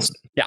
But it's important that it's unstable, because like the point here that Khriss is making, right, is that there's something like autonomy is presumably keeping Taldane there. Mm-hmm. That's a lot of Shardic force to do that. And the other weird thing that is happening in the system is that the moon that orbits Taldane, Nijda, is perpendicular to the plane that all of the Taldane is orbiting on. Oh, and that is really weird, isn't it? Without external involvement, what you would expect is, so if I don't know if we have image on screen. Or it is on screen. If you're if the planet is going horizontal, right, around the sun, and then the moon is going essentially vertical around the planet, you would expect the two stars to eventually tip the moon, so it also goes horizontal. And Khriss is going, but that's not happening. Like, our calendars are synced with that moon down to the second. Yeah. Something is keeping it there in place. Absolutely. Mm-hmm. And I think that's like the really kind of brilliant part about this particular Ars Arcanum page, is that it's Khriss using her natural science skills and inquisitiveness to look at what we know probably has to be some sort of investiture impact on normal physics. So this is this is exactly what Khriss does in like the very, very first page that we get from her. Yeah, and obviously she wouldn't know about the shattering here, right? So or shards or anything. So it's just like, or investiture, really. Yeah, well, right. Well, yeah, because there's a part of investiture of power way at the end that is like, okay, she hasn't gotten the terminology down. That's fine. Which actually, I'm totally cool with that not being capitalized. That probably shouldn't be. Or she's developing the terminology, Eric. Yeah, right. Yeah, did Hoyd who called it investiture? Did Aiden Alcium? Tough to say. I mean, in Secret History, one of the shards calls it investiture, which I've always interpreted to mean that it predates like Khriss, essentially. Oh yeah, and all the books are in translation, so it's whatever. But I think one other weird thing is that the eye, so the smaller star, the Darkside star, essentially pulses, and that's new. Mm-hmm. The Eye of Rydos, whoever Rydos is. So does it say the star pulses or does it say the cloud pulses? Because I think that it's the both. particulate cloud that envelops the eye on Darkside pulses once every 7 days to the second. So okay, I imagine that the star pulses and like they're just seeing like it filtered through the cloud, and so the cloud pulses. Yeah, because that must make it seem nighttime, right? That like the star is really blocked by almost all of the crap, right, around the eye, and like you can still see the have essentially a ring like Saturn, with a hole in it. Well, it'd need to be much more dense. So my interpretation of the cloud is that it's like all around the star. Mm-hmm. Yeah, like a Dyson. Well, not a Dyson sphere. I don't really know fully. like how exactly that like. There's some astronomy issues with that, but like that the fact that it's called a cloud to me suggests that it's kind of like obscuring the entire star to some extent, like all around, not just a ring. Sure. I've imagined it like a nebula of some sort, kind of around, around this star. Yeah. And it is interesting. I did just notice that in the White Sand, the Taldane system chart, it's the particulate ring. And in this, it's the particulate cloud. So I think they've kind of refined it to not be like something ring-like, to make it more clear that it's enveloping the eye. I'm not sure if it has to be a three-dimensional spherical cloud around it. Yeah. Like for the purpose of Taldane, I don't know if that matters. How are you envisioning it? Well, like as long as it's in the same like plane of the star Taldane, and that, like, as long as it is tall enough to sort of obscure the rays from like readers, like you don't need it to be that tall. I think like it would would need to be pretty big. To me that it's like a cylindrical disc blocking it. No, it's so very tall. That actually makes more sense, I believe, because of the nature of how like things orbit. Yeah, you tend to end up with like ring-like or like donut-like structures in I was gonna say in the cosmere, in the universe, more often than you end up with the ecliptic. I understand that. I'm just saying what I'm envisioning from you guys is something thicker, like a cylinder, as opposed to something that's relatively flat. But yeah, I guess I'm imagining like a big donut around it that's like a sufficiently wide donut to block it sufficiently for Taldane. Maybe, I don't know. But so my question is, if it's a donut or a ring or whatever, why would there be a pulse every 7? Well, that's clearly. I think the star itself has to pulse like a quasar or a pulsar.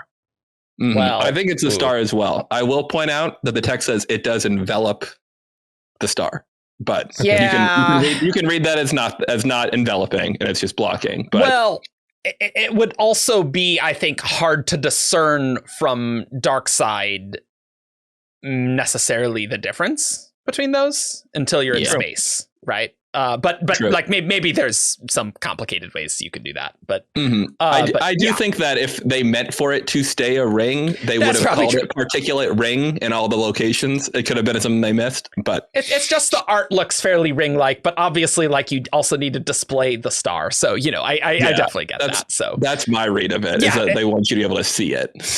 Totally. Yeah, wasn't there was another page talking about the star pulsing, wasn't there? I think that's the magic one when they start talking about the star carved, because how the star carved are charged by the pulses where Starmarks are.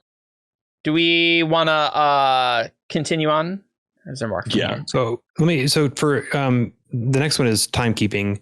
I think there's a cool tie to the moon on this one. I think this is just some fun world building where, like, so the way the moon orbits, the idea is that if you're in the middle of Dayside, so if you're like right on top of Mount Kreda, the moon basically just like circles the horizon, which I think is pretty cool imagery. And it plays into like Kenton on the Mastral's path, and like that's his timing. And I think that's cool that it plays into their clocks where they've got this like moon hand, because that's the whole idea, right? Is that like on Dayside, the moon once a day, the moon circles. And so that's pretty it's kind of cool that on their watches, like that's the hour hand. Mm-hmm. Yep. I like that as well. That is very cool. I like that.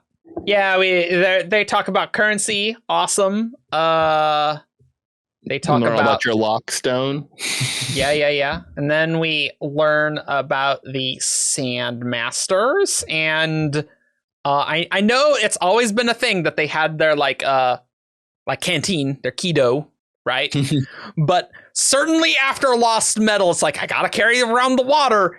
Really reminds me of that a lot, which is clearly what they're going for, right? This was completely wrong. Prior to the omnibus, they were like drinking out of their pouches. Like their pouch was used as a water, like, and the horn, I guess they just like were like a water skin, blower, like a wine skin, or something. Nice. They completely had that like off. So this is another thing that was like, to me as a non-prose reader, it was like, oh, that's the water bottle. They carry sand around. Like, I didn't know this. Do we want to talk about Aethers and Lost Metal here? Do we? Yeah, sure. I mean, yeah, sure. Why not?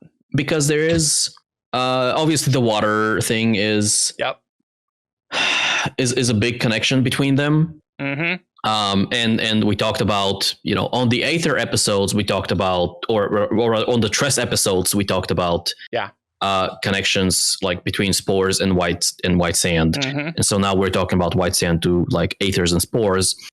One thing that I don't think was in the original Prose, and it was in the Omnibus was a lot of the times when Kenton is doing sand mastery things, he goes, I form a mental connection. Yeah. I command the sand to come to life, and other phrasings like that. So much emphasis on like the mental connection thing, right? Yeah. During the test for new sand masters, right?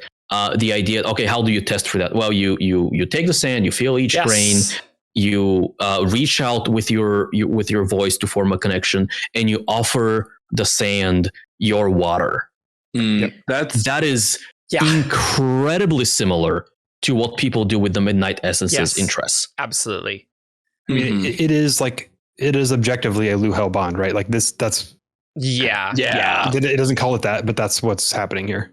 Mm-hmm. Yeah. Mm-hmm. Yeah. Then that's an interesting point too. Is I'd be curious to see, like, because the people are calling this an Aether potentially, if people are right about bone spores or whatever, but is it a misclassification? Like, are people just seeing another Luhel bond system and saying, oh, it's an Aether, but it's not quite the same thing. It's just somebody else saw somebody with something with a Nahel bond. They were like, oh, you're a Surge Binder. And you're like, well, sort of,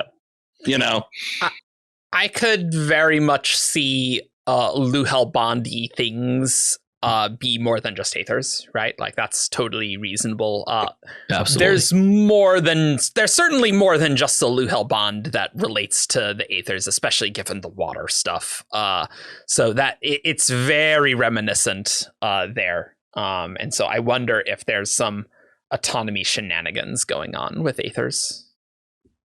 I think maybe and we'll get into this more later too. My question is, okay, so what does that mean about the star carved? Like if this is supposed to be Aethery, is everything on this planet supposed to be Aethery, or is it just Dayside? Because then we've got a 14th Aether. Is that or a not? I don't really know. Yeah. But we are never told that Darkside magic has anything to do with water, which is notable, right? But Khriss doesn't know anything about the Darkside magic aside from that it's related to the Eye of Rydos, and that recharges something for them. That's what we learn here. It recharges the Starmarks, and she says that some people can actually harness this power. Some very few people can harness. Yeah. We'll definitely talk about those, at least what little things we know. It's very interesting because I feel like she doesn't know a lot about the Star Carves specifically. But it typically, I would imagine, like on a planet, there's typically some sort of constant theme, and maybe in Taldane there's like each half is more dualistic, and so it's not like one more consistent theme because Taldane, we got these two halves and it's very distinct, but I would expect there to be some similarities, right? Like otherwise that would just be weird. There's the idea of like the star recharges power on that side, which could be strong enough of a theme. Yeah, I would imagine that water is somehow necessary, but it's very hard to say there. To me, it feels like if water was involved, then Chris's notes would have said something. Maybe she just doesn't. If she knew, but she knows some things. Like she knows some basic things about the fact that she knows that they're charged by the star pulsing.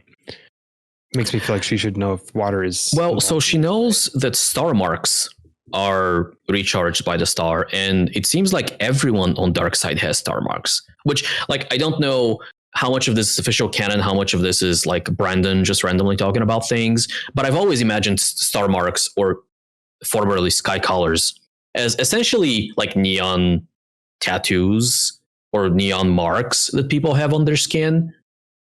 Yeah. That everyone does, right? And then some select few on Darkside, much like some select few on Dayside, can utilize this power and do things. And so on Darkside, that's the Star Carved. On Dayside, that's the Sandmasters.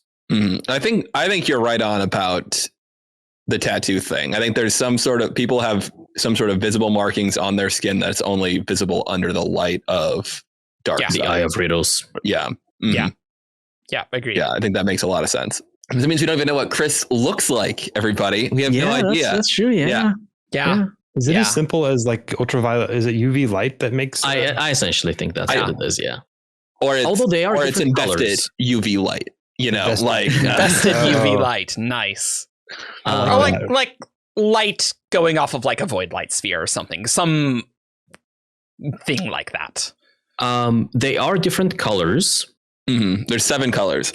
We might be getting too into Star Carve, or we're getting pulled in that direction. I mean, look, the Eye of Ritos it pulls us like it pulls Taldane. Not very strongly because it's a small star. Well, but it, at least autonomy is moving it. You know, Eye of Ritos. Cool. Let's table that, and we'll talk about star things. Yeah. A little later. Yeah, there's a page on Sandmasters, which was that whole tangent. You don't want to talk about the Sandlings? I do want to talk about the Sandlings. It's very interesting that they have gas blood, and the Omnibus definitely makes it clear that they're feeding off the investiture that's on the sand. Or, sorry, that the lichen is charged with that investiture, and they're eating that, right? They're eating the lichen, yeah.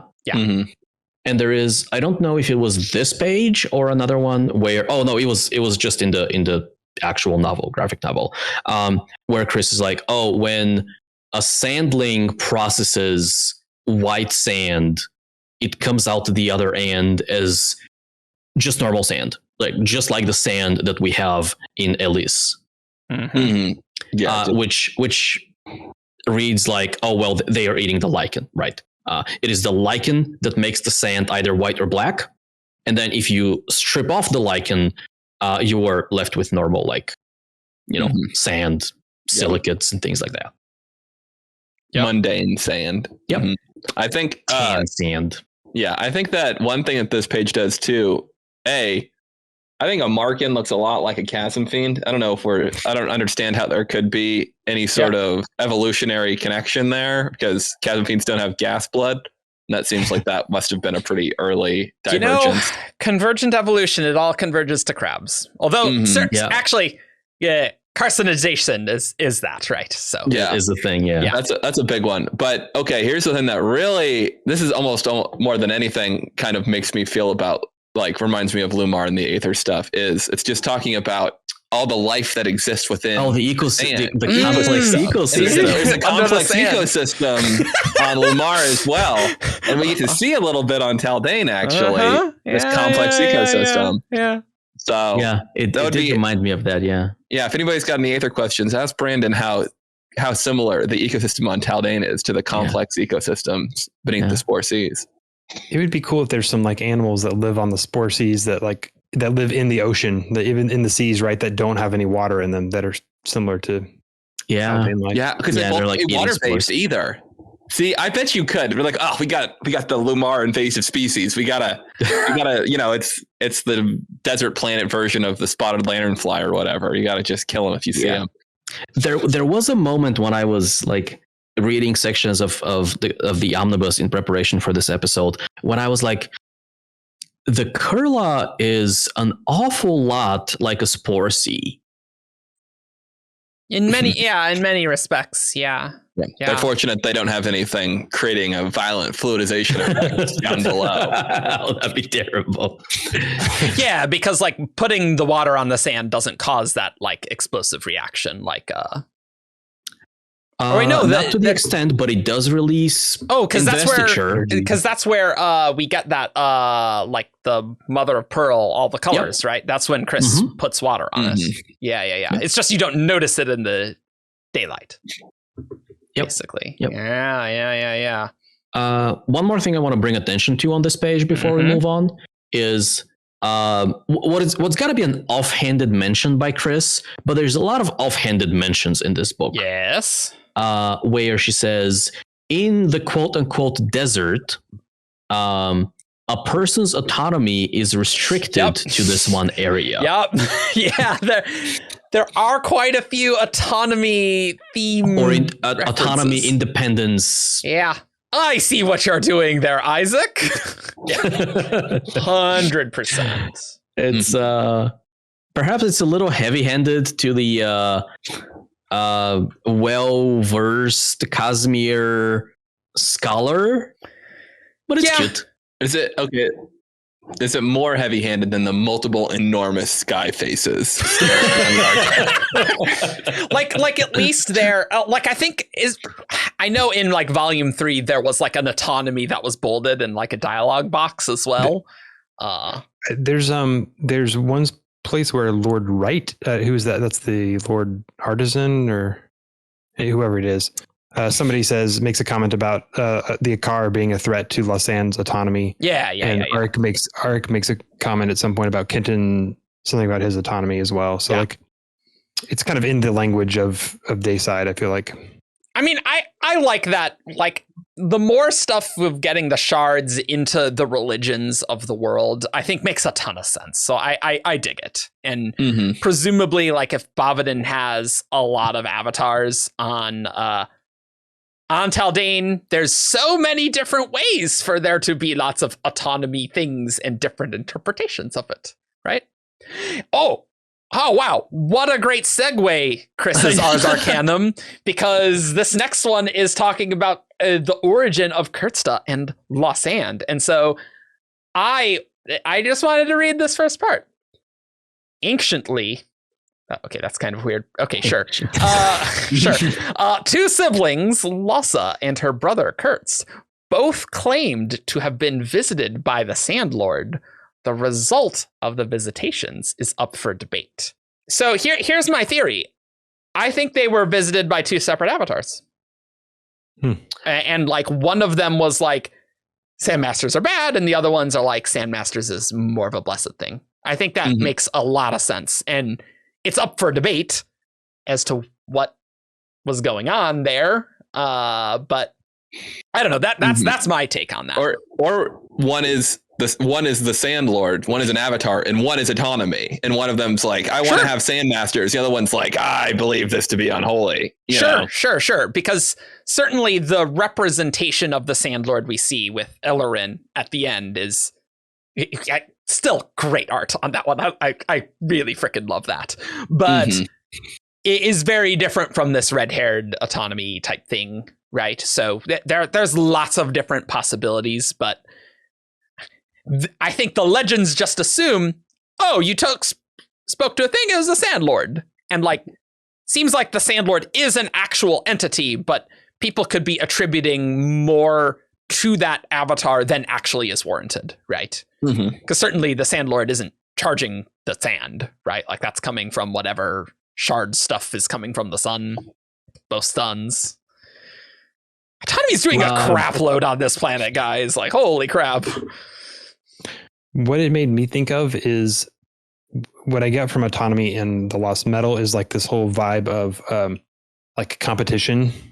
Yes. And so I almost wonder if it's like, they didn't visit two different entities, but they just kind of both saw from the same entity, and they just kind of had their own ideas and their own kind of takeaways from that. And then like Autonomy is just sort of enjoying the competition between the two. That was definitely my read as well. Like these two siblings immediately reminded me of the two dominant religions on Cell, or not on Cell, but like on Opalon. Where you have two students and they were studying under the same master, and the two students went and like developed vastly different religions. That came from the same place, essentially. That's what this made me think of, right? Absolutely. So I can 100% see, Losa and Kurtz finding the Sandlord or being visited by the Sandlord and just walking out of that meeting with completely different ideas about what it means to like lead their people and whatever. Yeah. Well, okay, here's my thing too, is my read of this, it makes it sound to me like Losa was given her sand mastery abilities during this, when it says like she's cursed with sand mastery. Yeah. Potentially. Yeah. It's a possible reading of it. And so like potentially like they heard the same message and one of, Kerzta comes out mad that he didn't get sand mastery powers, or there's some other angle going on here. Sure. But I have now, following the Lost Metals confirmation of Autonomy being involved in the set and Brandon teasing it with Shu Dareth and their extremely hierarchical church structure. Oh, yeah. And the extremely hierarchical structure of the Sandmasters leads me to believe that at some point Autonomy was involved in the setting up of the DM. But I also feel like whatever was put in motion by that being that appeared to the guy whose name I always forget, the traitor, Traven? Elorin, wanted to destroy the Sandmasters. So, yeah, kind of tough to say. It is a very overlooked detail, I think, but one that's always felt significant to me, that the structure of the DM itself is super ancient, and it is called out that is very well preserved. Yeah. And it's not the Sandmasters that are preserving it, it's the structure itself doesn't need preserving. Like ancient people who built it, and Kenton thinks it's the ancient Sandmaster, but that doesn't need to be the case. No. Like built it in a way so that it doesn't erode in the winds and in the sand. And there could be some invested stuff in the history of the DM. Totally.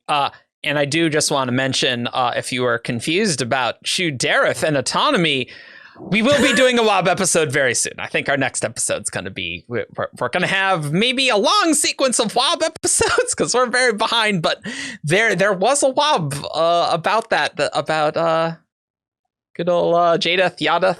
I don't know. Yadath, about some Autonomy influence. So we'll have to talk about that. Yeah, I did forget actually on this page the Lossine, because like the Kurine religion is so much more prominent in the story that I kind of forget like Losan has a religion. So that's nice to have this, because that was always confused me in the original graphic novel. Although it's a very loose religion, right? They are almost agnostic. Yeah, but like more like this gives Lossand some culture rather than it's just there and like it seems like everyone is a Kurine believer, right?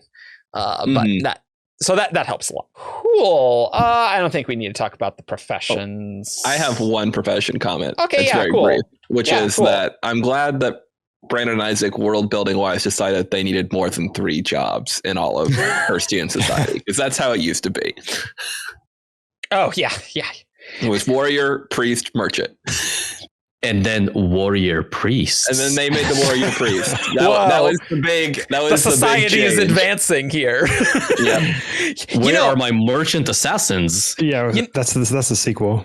Yeah. Merchant assassin. The merchant priest. It's funny, David, because I was actually referring to the profession thing that was on the Losan professions and not the Kerstian ones.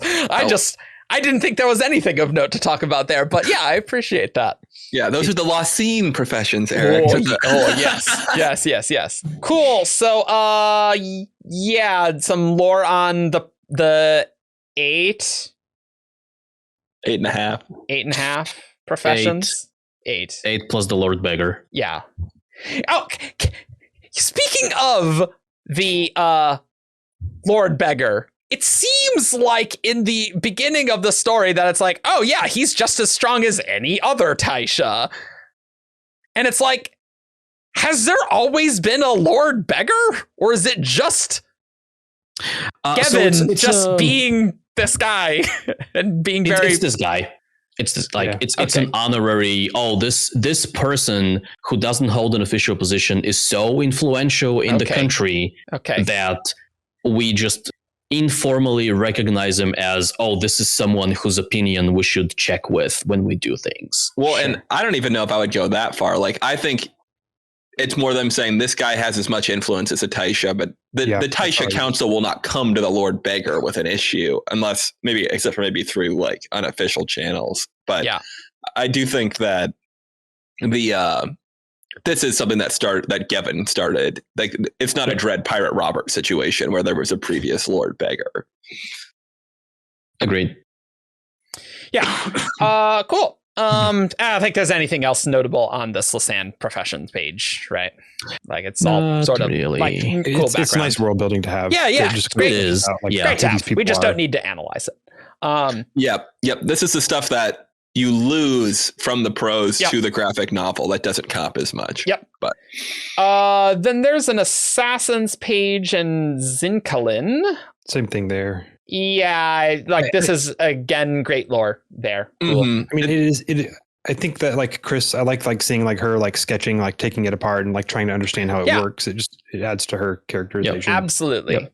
Mm-hmm. And I think it's another one of those things that was less clear in the original, that what exactly they were doing. You know, they just got like kind of these these gauntlets that are shooting arrows. You know, you're like, what is what is that? Yeah. That's useful.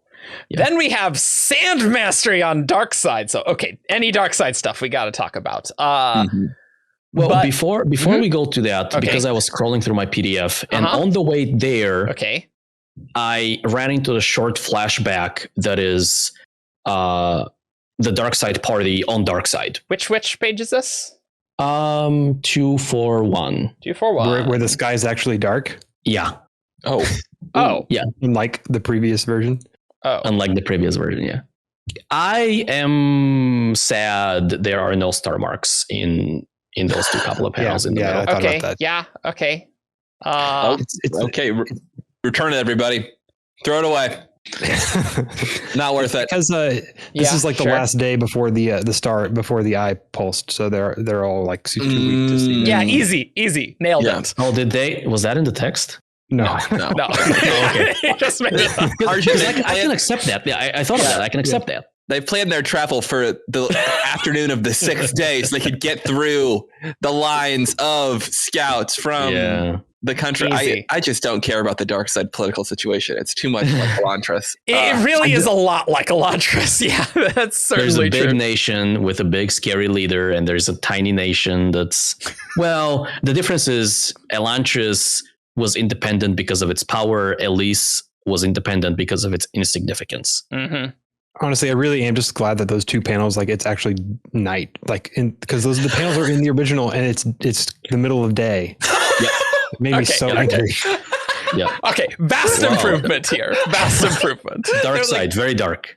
Like, it's a comet. What is going on right now? And it's so bright. Honestly, I think maybe I read it so quickly that it was unclear that it even was supposed to even be on Darkside. Oh. Yeah.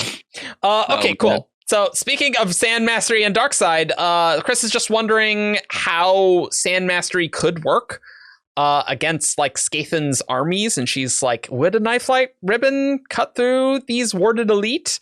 And I imagine, we don't know this, but I imagine the Star Carved probably like are invested in some way that like the sand probably would like bounce off and not pierce them. Maybe depends how it works, but so the way I read that was in the context of a later page. Okay. Where Khriss analyzes the different uses of Sand Mastery and what you can do with it. And she's like, oh, I saw Kenton. So I know that Sand Masters can create shields. I know they can create copies of themselves. Can you cover yourself in sand to essentially create an armor that blocks bullets like Skathan's Star Carved? Well, there's even a cutting thing about that too. So we'll get to that. And so the way I read that was, oh, the Star Carved, or at least some of the Star Carved, have the ability to essentially create armor around themselves out of whatever stuff they're controlling, right? Something, and that's strong enough to block bullets. I wonder if the sand wouldn't just be blocked by it, but if there might be some kind of interaction like there is between two sand ribbons, where like if you like get it in the right spot, you can like disable it. You can find like a weak point and like get in there. This is somewhat unrelated, but do you think that Turkin armor is like aluminum? I guess that doesn't make sense with the Turkin oil, because they said Brandon doesn't understand what aluminum has in terms of physical properties. So I mean, it could be. I don't think it is. I think that's like something unique. Okay, I could see him saying like, "There's a high aluminum content in this material." You know, like in the same way there's a lot of iron in blood. Sure, you know, sure. And I would wave my hands and go, "That sounds fine." But sure, it could be something that kills the lichen instead of like directly affecting the investiture. Maybe. I did think that this page was interesting in that it establishes that sand left in darkness will eventually lose its charge even without you pouring water on it. So it's not like you can just create a large enough sand exchange network between Ellis and Dayside and recharge it and keep running it back. You're on a timer as soon as it's out of the light. Yeah, that immediately made me wonder, because we've clearly seen the sand off world, right? So there's clearly a way to keep it charged in some way, unless it got charged from other investiture, I guess. Yeah. I think it's more useful dark though. You know, like you want it dark and then you're detecting. Right. Sure. Right. Good point. Yeah. We saw it directly charged with Stormlight. Spren. Nearby illusions, Unchalon's case. Yeah, I guess that's a good point. You want it dark and it turn it white as a detection thing. Sure. And also mad respect to Khriss for successfully setting up a control for her experiments here. Good job. Nice. Yeah. I want to talk about these because I don't understand exactly what's happening here. Okay. Yeah. What is going on here? So she's conducting two experiments essentially, right? One of them is how long does it take for depleted sand to get charged? And the other one is how long does it take for charged sand to get depleted? Right? What is she doing with the water here? So in the first experiment, we have depleted sand and we have fully charged sand. And the fully charged is there to like just compare the levels essentially, right?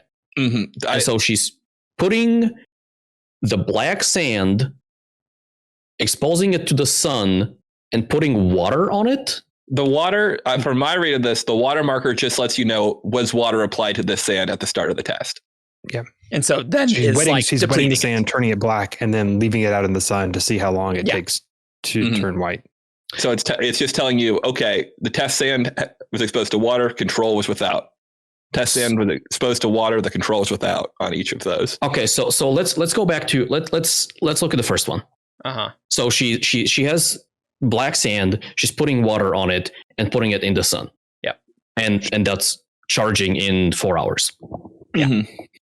Most black sand, most mastered sand on Dayside doesn't get the water treatment, right? But she's simulating sand being used by sand masters with water instead of using sand that's been used and then discharged by a sandmaster. She's just skipping. She doesn't need a sandmaster for this.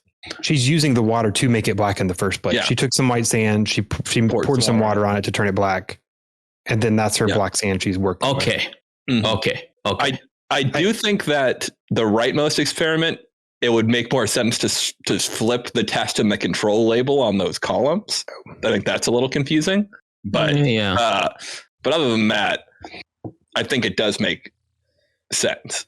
Yeah, I mean, presumably in this case, you're just saying the treatment is like the water, right? And so she's just trying to, okay. I am on the first test. I'm assuming that she like wet the sand to turn it black, and then she like dried it indoors or somewhere not in the sun, so that it's dry.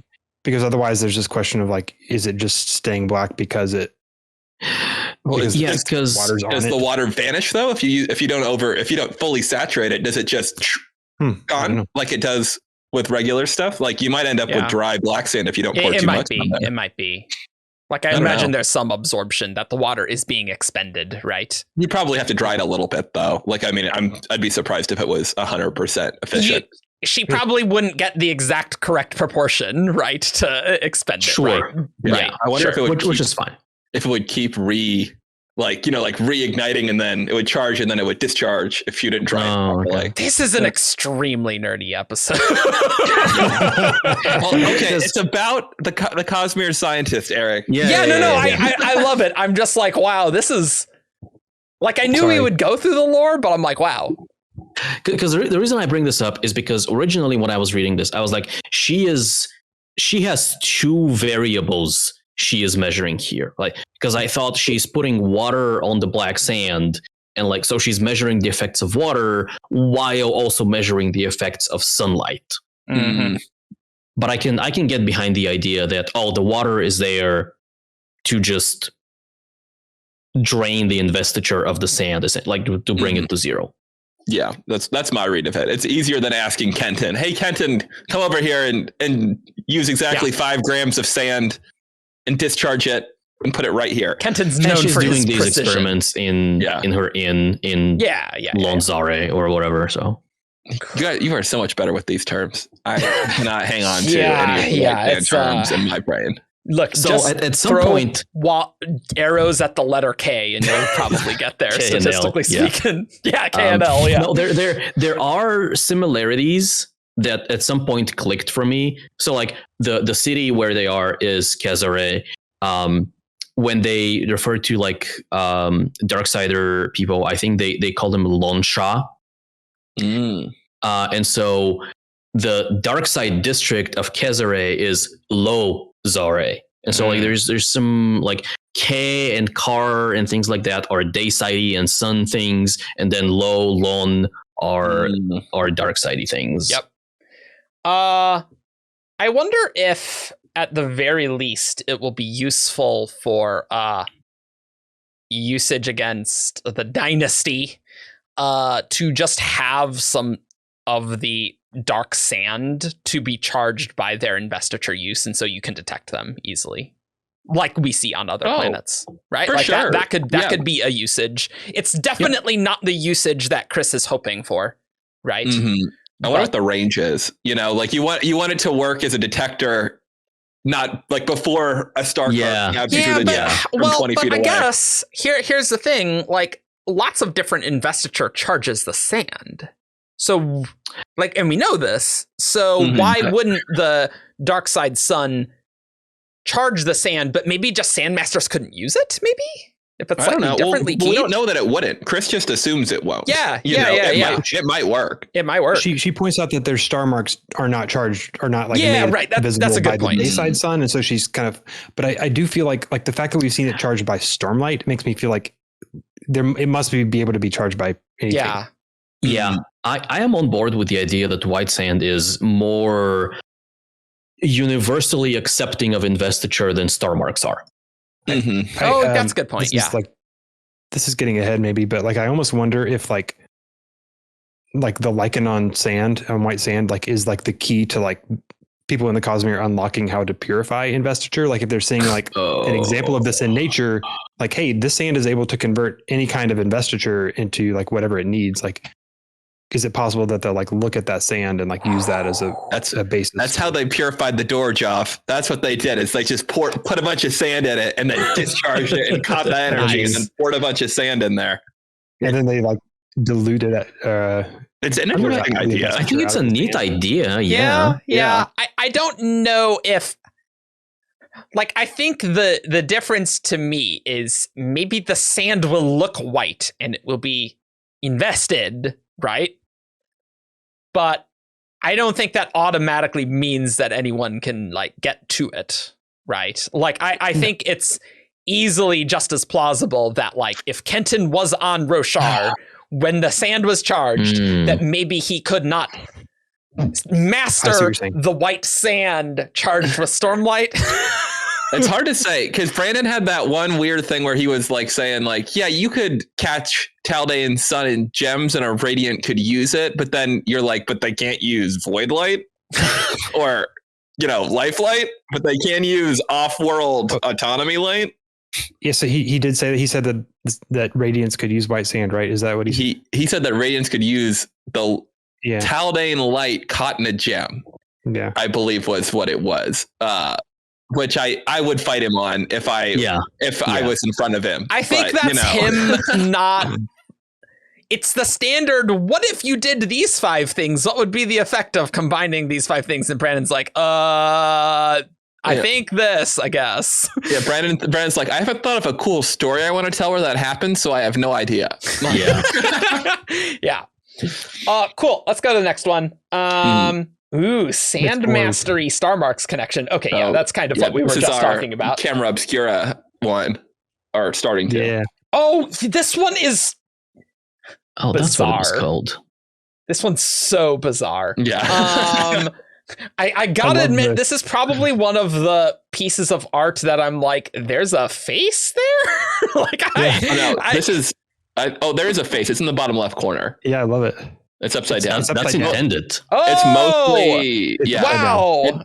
I'm not a very mostly the DM, but there's a face up there. I was like, are these supposed to be like bony teeth? I'm like so confused. And like, I just did not see the face. So no, that's the upside down DM. This is page 291 in there, 292 in the PDF. But yeah, so there is. Oh, I can like show people. Okay, let's explain what's happening here. She's like putting a tiny hole above darkened sand, right? I don't think it's as clear as one might hope to the audience. No, this camera holds. That's what this page is. I'm not showing it. Yeah. Oh, okay. Yeah. And like, well, so here, God, how do we need explain the this before? Yeah, I'm trying to explain it and just totally the first thing Khriss is doing is she's showing that if you block white sand, if you block black sand, depleted zero investiture sand, and prevent sunlight from hitting it, it doesn't get charged. That's the first 2 experiments she's doing. She's blocking. She has a circle of black sand. She's blocking half. And then after 4 hours, the unblocked half is white because the sun has charged it. But the one that she's blocked remains black, remains uncharged. And then she does the same thing with just like a random pattern of. So she's not blocking half and half. She's blocking a pattern on that. And that paints almost like a smiley face on the black sand. And then she's like, okay, what I'm going to do is I will let very little light go through this hole in the box that I've built, or in the window, or whatever she does.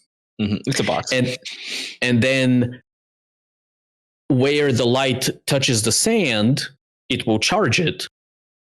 And where it doesn't touch the sand, it will not, because that's what my previous experiments have shown me. Yeah. And then and I'm not super familiar with like the real world experiment that is, but this is a real world phenomenon. Like if you Google a pinhole camera, like this is like if you punch like a little hole in a box and put like photosensitive paper on the backside, like you'll get an image of like what's coming through the hole. Like, so this is like a real thing. Sure. She's just using sand instead of like photosensitive paper. And so what she's getting is she's getting essentially a photograph of the environment where the light is coming from, which is the DM, right? And the way that quote unquote photograph is working is where the light is touching the sand, the sand is getting charged, and so you get lighter tones.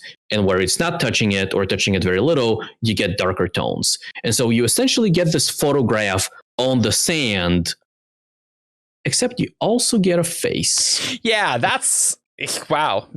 Whenever they craft this into actual photos, that's going to be spooky. It's like, man, there's ghosts all around. That face was not there. Holy crap. Do you guys think a spren that was hiding itself would show up in one of these? If you had like a wind spren sitting on your shoulder and you were looking above it? Yes. I'm going to go with a no. Okay. but it's a no that's like no because a spren is too small. Not because a spren is functionally different from a shard, but because a spren is so much smaller than a shard. Because in my head, I was like, okay, maybe this is investiture interfering with investiture, and there's something there watching, and it's not blocking it, but it's messing with it in such a way that what is there is revealed, as opposed to okay, sure, as opposed to having it normally be invisible. Because I don't think they're not saying like, oh yeah, on Dayside everyone's looking up at, unless I'm misunderstanding, looking up the sky and being like, damn, there's another face up there, guys, look. They're talking about it in the context of this camera, which is where it's captured. So I think that's exactly what's happening, actually. Maybe not on this page, but later on, especially on like I think the last Ars Arcanum page, Khriss is like, ever since I did that experiment, I've been seeing that face in the sand dunes, in the sky, in the heat waves, in the water of the ocean, right? Because it says here, humans seem to see things in the clouds. Yeah. But like maybe Khriss hadn't observed it at that stage. She's just like, this is the thing I heard, I'll test it. Yep, that's interesting. It makes more sense, because I don't think autonomy exists forming a giant face in the sky. Like, it's just a representation of attention, potentially. But sure, yeah. I want to read this part at the bottom. There must be connections between anomalies I've found with the planet, Starmarks, and Sand Mastery, just like an ecosystem is connected, intertwined, and symbiotic. Could the underlying power that keeps our planet in orbit, that's cool, also be the underlying power that fuels, dare I call it this, magical elements that seem outside the order of nature? So she's definitely discovering this. Oh, there's some weird stuff, and I think she's very fascinated with it. She is becoming best friends with the sand mage and going, I'm starting to think magic might be real. That was always weird. It's like, sand mages, never heard of them. You must be thinking of the Taisha.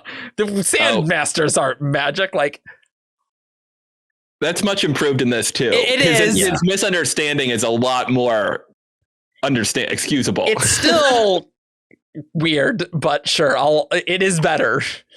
This is also the page where she talks about like the different colors. So like the sand, when it gets wet or when it's used, like it has the mother of pearl thing, and she mentions that she says I can almost make out every color of Starmark shifting in there. So Starmarks are all like distinct colors, it seems like. Well, it's also, I think, in like she does an experiment. I think it's it's page 309, I think. Yeah, where she's puts light on it. She puts water on the sand. It releases light, and she says the same mother of pearl color light given off by sand that a sandmaster is controlling, and then it turns black. Yeah, clearly like a rainbow, getting every color, which is very interesting. And so, yeah, presumably all these star marks can be all these colors, right? And maybe the different colors do different things, and who knows? Got to have that color-based magic system. The spiritual integrity of colors. Sure, easy. It's a thing, right? Yeah. How are these? Could you use the colors of Starmarks for awakening, Brandon? I did. Ooh, wow. Yeah, Jesus. Sure. Investiture conflicts with other investiture, so no. I do like on page 429 when Kenton gets his 5 ribbons on the boat. He's like inside, and there's a little bit of color you can see like on the top of them. On that page too. That's nice. So that was actually there in the previous version as well, and I just never realized that. Okay. Well, neat. But in the scene where they are in the dark, like in the basement, where they're looking for Lord Regent, and the only illumination provided is like Kenton holding a ribbon of sand. Nothing. It's just normal light. You gotta look closely, Argent. You gotta look closely. They do have a lantern also. Do they? You're not wrong. Okay, we're skipping dayside food. No one cares. I mean, okay, but don't people want to know that they make food out of melted animals that they then turn into pucks and of they food? taste differently because of their carapace? I mean, sure, yeah. I mean, look, that is cool. It is cool. Somebody is horrified by that. It might be How much punny. I can't remember who it is. Yeah. Somebody finds the concept of that food deeply horrifying. Nice. I liked the idea that their farms just look like essentially like sand fields or dunes because all of the plants are under the sand. That's pretty good. I feel like that's in the Prose too. Like I feel like there's a kid who's just like sitting on a sand dune and they're like, he's watching a farm. Like don't Cool. You don't know. Let's talk about the sand mastery test. Not getting off track. This is fascinating because you need a sand master to administer the test. You cannot do it yourself. And that really reads to me like there needs to be some intent things that the sand master proctoring the test needs to do somehow, that if you don't do it, it will just not work. I don't think it's an intent thing. Mm-hmm. I think it's more like a virus, essentially. Okay. Okay. So there is something in the Sandmaster that allows them to perform Sand Mastery, right? And I am reminded of Spore Eaters, actually. Okay. Or any Aetherbound, really, right? So there is something in the person, like any person can become, I assume, Aetherbound, and any person can become a Spore Eater. But they need that special something. They need a bud of an Aether. They need a special spore or whatever it is involved in there. And so, like, in that sense, anyone can become a Sandmaster, but it's you need to get it from another Sandmaster, and you don't always get it. Not everyone gets that. I think it's an intent thing. I don't agree with any of that. That's tough. I mean, I don't think that whoever's administering the test is doing something conscious. I don't agree with. Like, I don't think that they're like, and I'm willing you to get Sand Mastery from me. I think you have people like Bayon has a seed in him that makes him powerful. It's not something that's coming purely from the Sandmaster. Oh, sorry. Yes. To be clear, I do believe you need like whatever genetic prerequisite to do this, but I think the proctor is doing something. Like I think there is maybe something like maybe it's as simple as the Sandmaster just needs to be like, hey, you need to like connect with the sand, kinda, and they'll also connect with the sand, and that will like unlock that person's latent abilities. Yeah, I guess I don't think they're doing anything out of the ordinary is really what I'm trying to say. So here's something that I noticed earlier and I verified. So it's not super clear, but there are 3 Sandmaster tests that I can think of that we've seen, right? We have the flashback when Kenton is a child. We have when Kenton administers the test to Khriss, and we have when was it Diren at the end? Yeah, I think administers the test to Bayon. In at least the second and the third, so at least Kenton Khriss and Diren Bayon, it is the Sandmaster who gets the sand and pours it into the hand of the testee. Yeah. Tester. That could be a sufficient amount of intent, honestly. But I read that the opposite way. I read that as the Sandmaster is infesting the or unlocking the sand, priming the sand. Priming it. Ooh. Like changing the sand in some way so that it can be used by like testers who can like have the genetic predisposition or whatever it is to unlock that. If you cut out all the virus and infection references, I almost kind of buy that. But like that metaphor is really bizarre to me. But Don't get hung up on the metaphor. Okay. The idea is that the tester possibly meaningfully changes, or the Sandmaster meaningfully changes the sand to like pass on the ability to people who can accept that ability. Can I come in with a third possibility? Yes. Shoot. I disagree with both of you. Okay. But I think that... Screw you. Well, I think that there's something in the ceremony of it that makes this happen. I don't think it takes much, but I think that the ritual of a Sandmaster giving the instruction and telling somebody that they are what they're supposed to do is enough of a handoff in whatever way to make that happen. I think we've got to figure out like an autonomy angle that this fits under, which I haven't been able to do. But I don't think they're doing anything weird, and I don't think they're changing the sand. I think there's something about the ritual of it. I would just say that I think if someone was reading the words and didn't mean it, and even if they were a Sandmaster, I think that's where the intent comes in. Is like in just saying those words, and that is a sufficient amount of intent to like essentially what this is happening. This is a capital I initiation, and our main one that we have is like snapping, and so it's like catalyzing this spiritually genetic predisposition for an ability, right? To me, it feels like you need a proxy to connect like that first time, and then after that, like then you can, I don't know, does something That to has you a where lot like of once you've had that implications. connection, then you can kind of make a more direct connection next time. I'm also, I hate that I'm being reminded of this, but I am reminded of Hoyd becoming an Elantrian in Tress. Because there is a parallel there where someone who is part of an organization is wow, now accepting someone who is not, right? You need that lower C connection in there.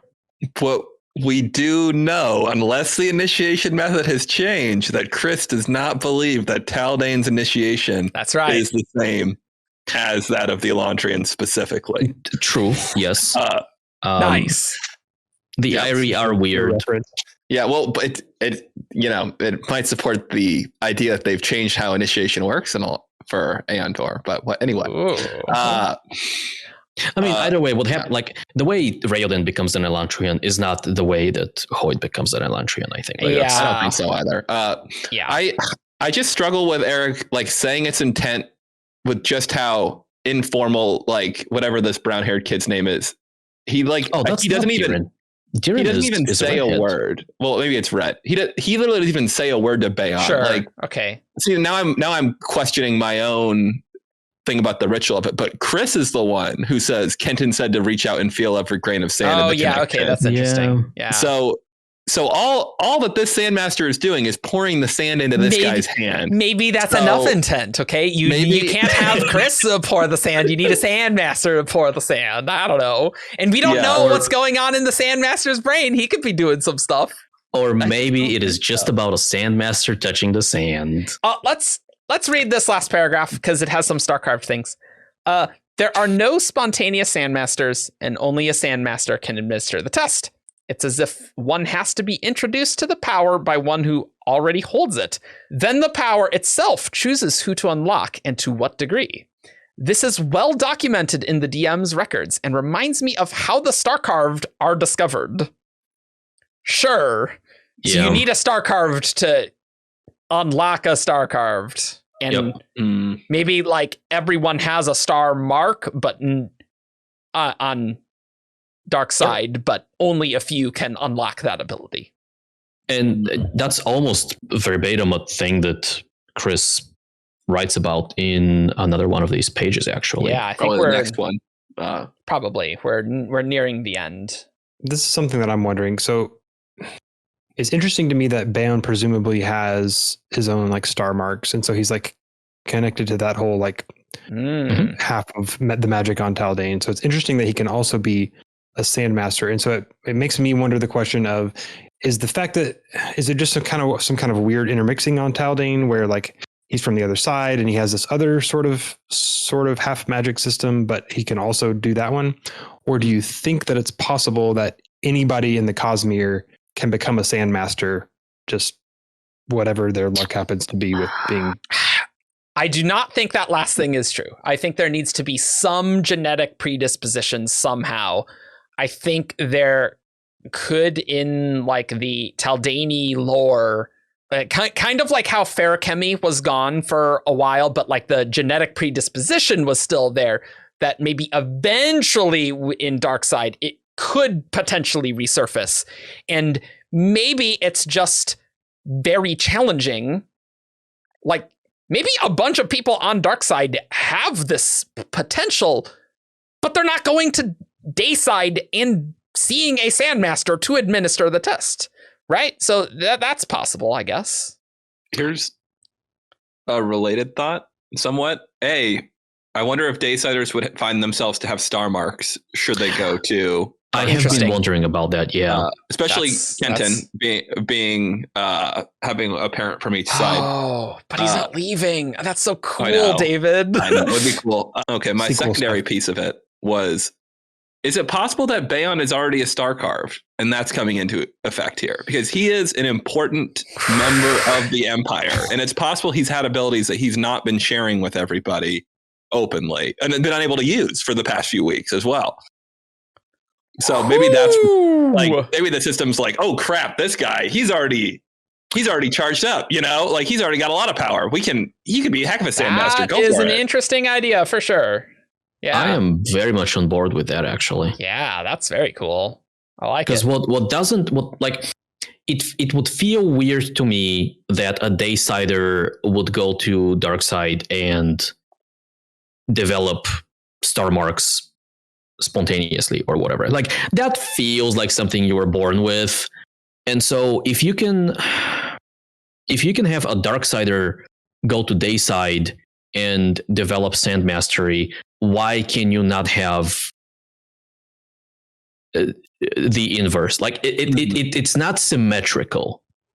And I would like it to be symmetrical. And the only two ways that I can think of that are either Daysiders develop Starmarks, or maybe they have Starmarks and just none of them are, ever visible, right? I think that's very possible that Daysiders may have Starmarks, and that maybe that's knowledge the Dynasty tries to suppress, right? Because it's very clear that the Dynasty tries to lock this down a lot, and they don't want the general populace to know, oh yeah, there's way more intercontinental travel than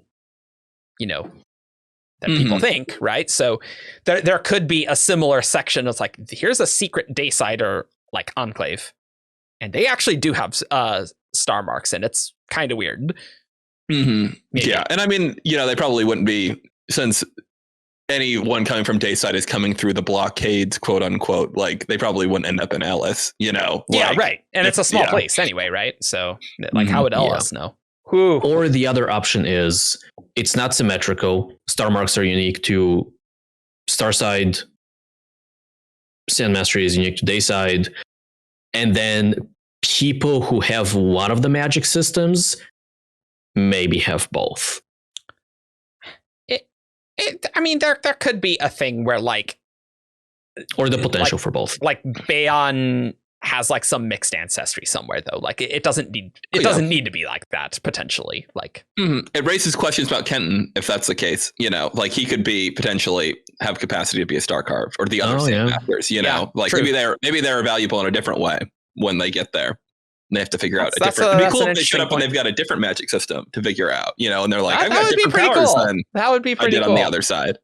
So, Sand Mastery observations. There's a line about if ribbons can be razor sharp, then can Sandmasters fight with living sand on their arms as whips or blades, similar to how some of the Starcarved fight.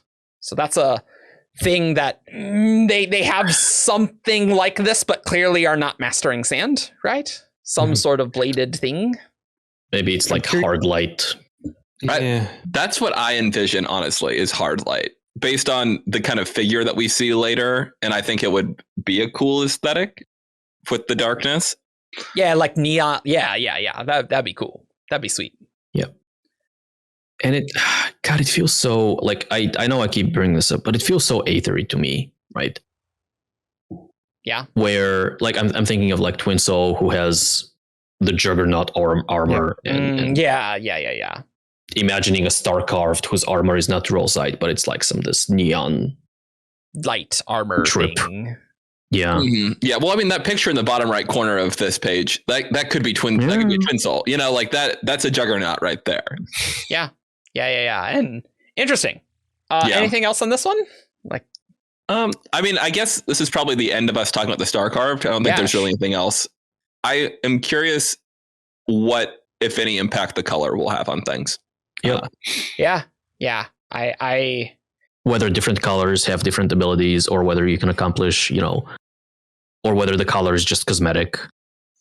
I wonder if the color would indicate the rank of star carved that you are, or some crap like that. Like, no, I would hate that. Uh-huh. Well, okay. Here's a flip. Because are there 7 gods on Chris's side?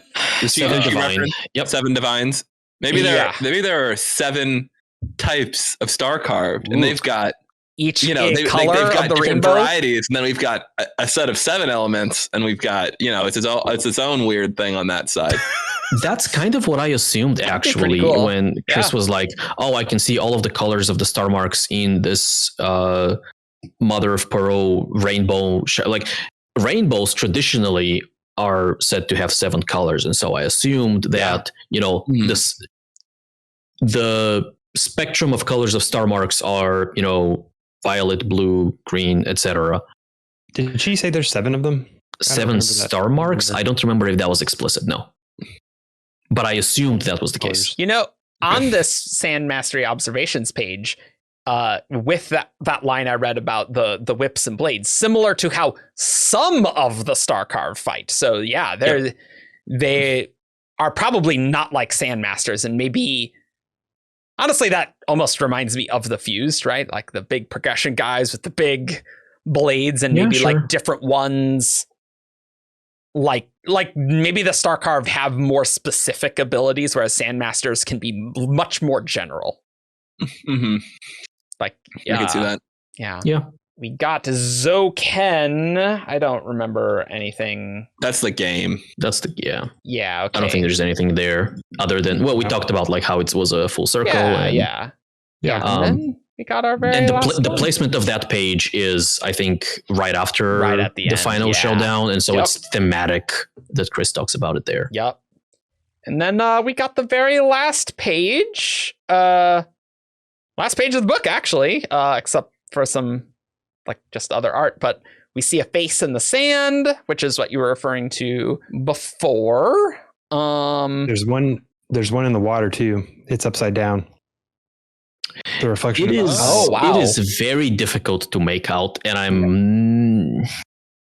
don't know. I think that's possible. That's a face. It says right there. It says somewhere there, like in the eddies of water or something like that. Yeah. It does say that, but also in the heat waves. And so this indicates everyone has a star mark, but similar to how the particulate cloud sends out a weekly pulse that invests power into our star marks, even if only some few chosen seem to be able to access that power.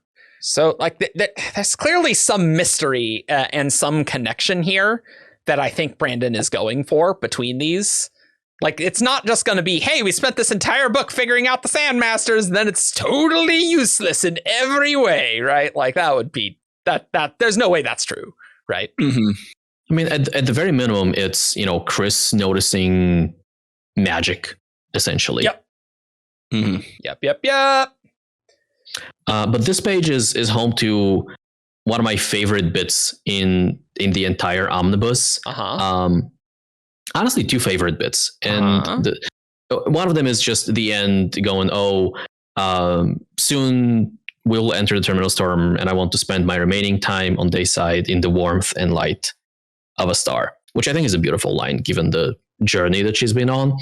But the thing that I really like is kind of the other half of her journey, which is her character, which is the exploration of the magic and so on, which is these anomalies. And she's just come off of talking about the faces and things like that. Faces in the clouds, investiture of power, the world of the unseen. These all pull me like nothing else that I've studied. And I love the way Isaac has made the term investiture, which is lowercase here, feel very seamless because Khriss has talked about the sun investing the sand with power before, and that's also been lowercase. And so it feels like she's arriving at the same terminology and the same language that, like, I imagine the Yolish people or Ernalzium or the Shards or whoever invented the term investiture as a proper term. It seems like she's following in those same tracks. Yeah. And it fits really nicely for me, and I love it. Mm-hmm.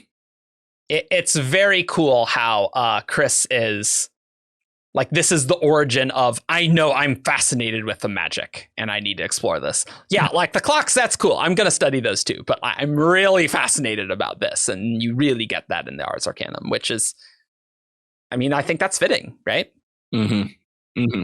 And I'll just say, I think they've done well in using the graphic novel format to have an interesting, different Ars Arcanum, right? Yeah. Like these lore pages, I mean, they're a little Shallan sketchbook-like you could have them in a normal book, right? But it really fits well here. Mm-hmm.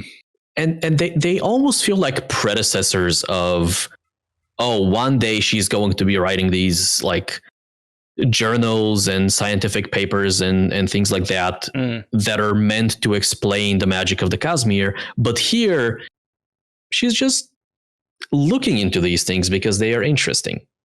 Mm-hmm. Yeah. Any other Ars Arcanum thoughts? Lore thoughts? Honorable mention to something that I don't think we talked about, but it's cool.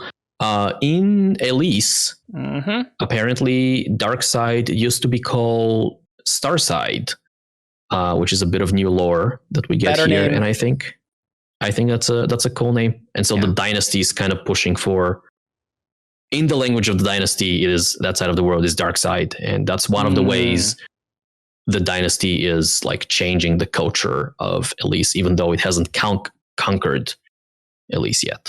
That's all I got. I think we got to end up here just talking about how Brandon continually is more and more sure he needs to write a White Sand prose, thus completely undercutting this entire endeavor from beginning to end.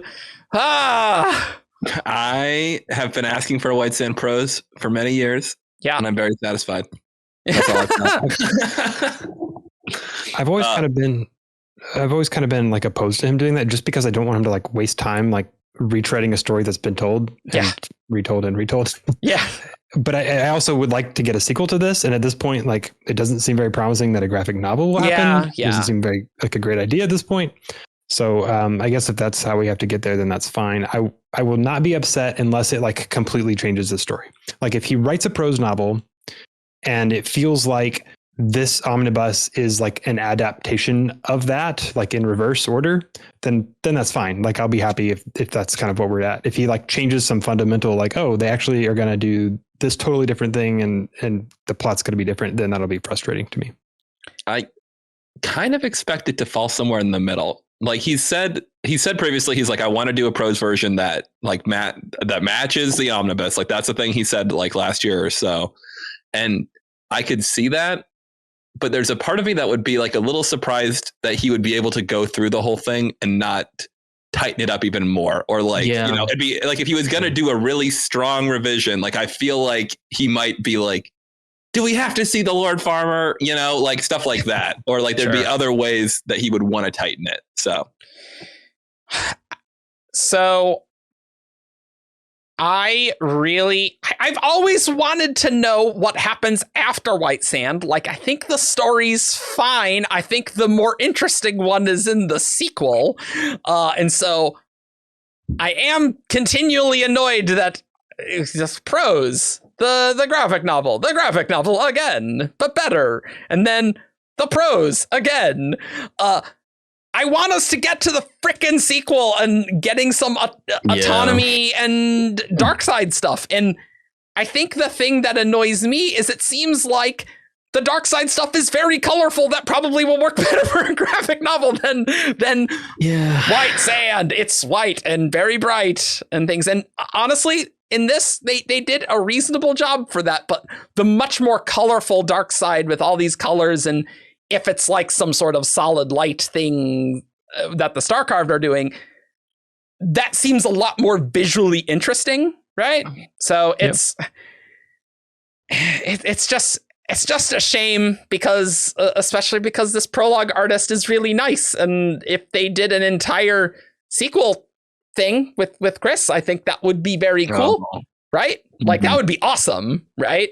There's no way they would do that unless Brandon was like, I'm never going to do a White Sand Prose. Because if Brandon's going to do a White Sand Prose, what's happening with the sequel? And so I think the sequel plans is what I really need to know. Is that going to be a prose thing, or is that going to be a graphic novel thing? Because if it has to be a prose thing, then I absolutely want the first thing to be as a published prose thing, right? The same format. Because that would be bad, right? So this has just been poorly planned from the outset, not just Dynamite's handling of the omnibus, but just like this whole graphic novel endeavor, I think. I have to wonder if the relationship with Dynamite is what informs his decision to do the prose. It really feels like it. That may be true, that they screwed this up so much that they're going to do a prose and a prose sequel instead. That's possible. It's like if Brandon's thinking like, I really want to get to the sequel of this, but I don't trust Dynamite to do it. I don't want to work with them. I don't want to how do you if the only way to get there is for me to just write a prose and then get to that, and I guess maybe he feels weird like writing a prose sequel to a thing that's not. It's a graphic novel. Yeah, that's fair. I am frustrated by the fact that we have for a long time thought these were going to be the canon stories, and so we keep buying them, thinking that we're getting the canon version. True. And people care more or less about canon. I'm on the more side of things, but it is, it's just very frustrating. And the way that this is a little bit outside the cosmere, but the way that the Dark Sand graphic novel has gone is that Dark One, close enough, is that they are. That was made, and he recently talked on the Intentionally Blank that he felt like the publishers went a little too more in their own vision for it, and that's what moved them to want to do the prose version. And so to me, it feels like Brandon is not, even when something is well done, which I think that the Dark One graphic novel was. Yeah, Brandon is not comfortable giving away that level of creative control to other publishers, and so in my head, I feel like if another graphic novel happens, it will either be created internally by Dragonsteel and then published by someone, or it will, by definition, have to have a really, really, from the beginning, close working relationship with, if not Brandon, somebody, a trusted delegate like Isaac, or Dan, or Jancy, maybe, someone that he's worked with before who knows what he wants. I definitely would imagine any future graphic novel things to be deeply under the purview of Isaac and intimately getting it exactly as they want, because again, the prologue stuff turned out amazing, and more of that would be great. And I don't see why there would be any reason why a sequel White Sand couldn't be published by someone else. Yep. That could be challenging if Dynamite folded, or it's like, hey, go buy this previous thing first from another publisher. But at the same time, I'm pretty sure contractually there's no reason why that cannot happen, right?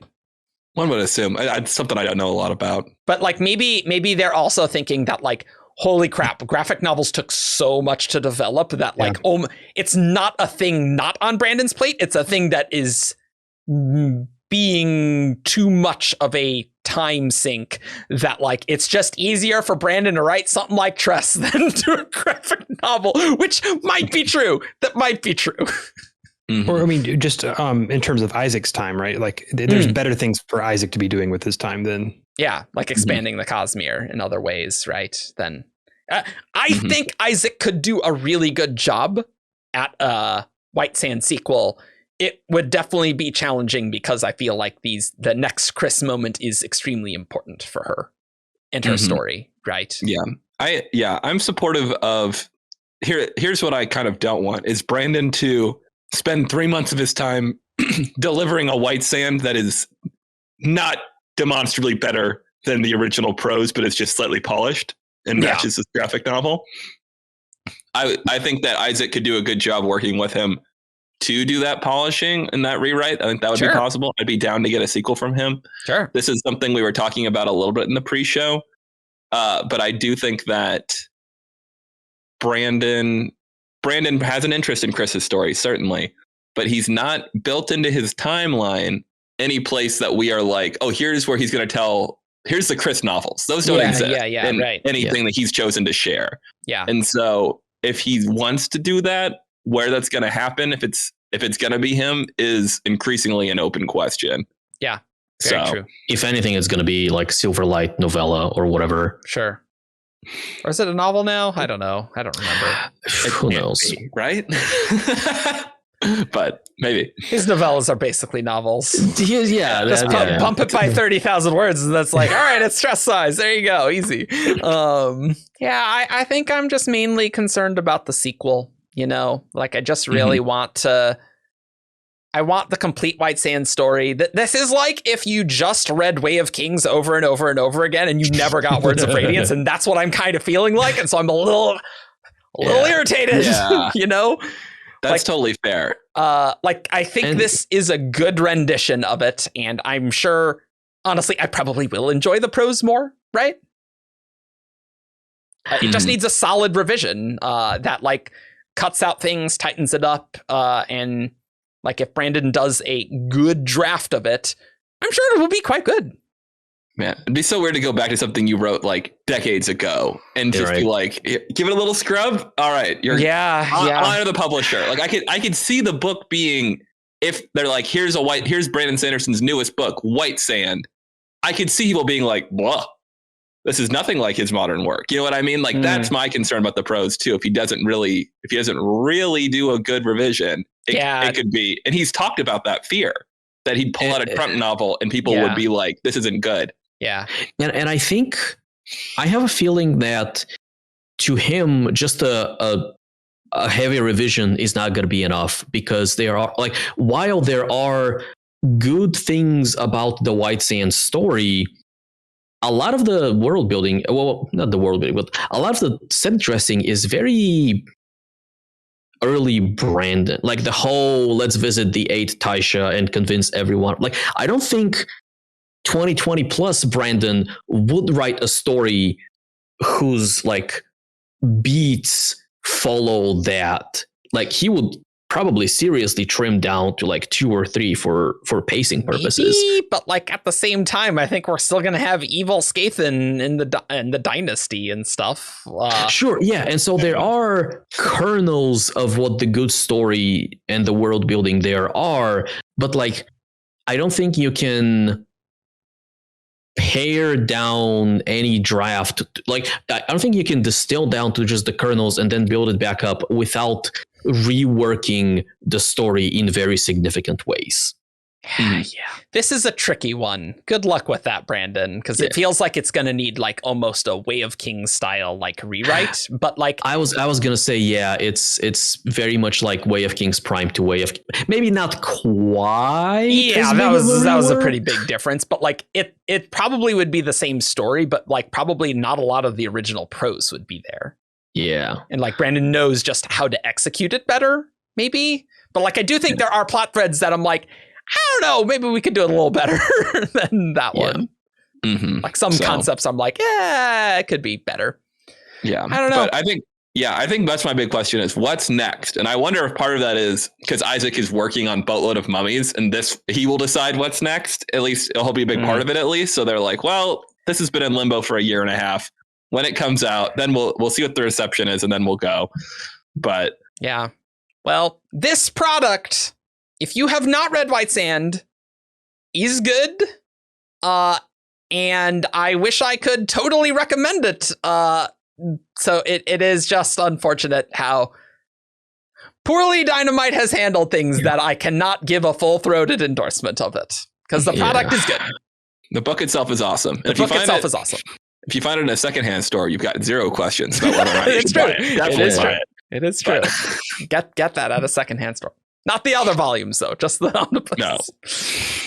Cool. Well, Joff has a hard deadline, so we are not doing Who's That Cosmere Character because we just talked too much about science today, which we really did. So follow us on 17shard.com for all your news, discussion, theories, and fun that you could ever want.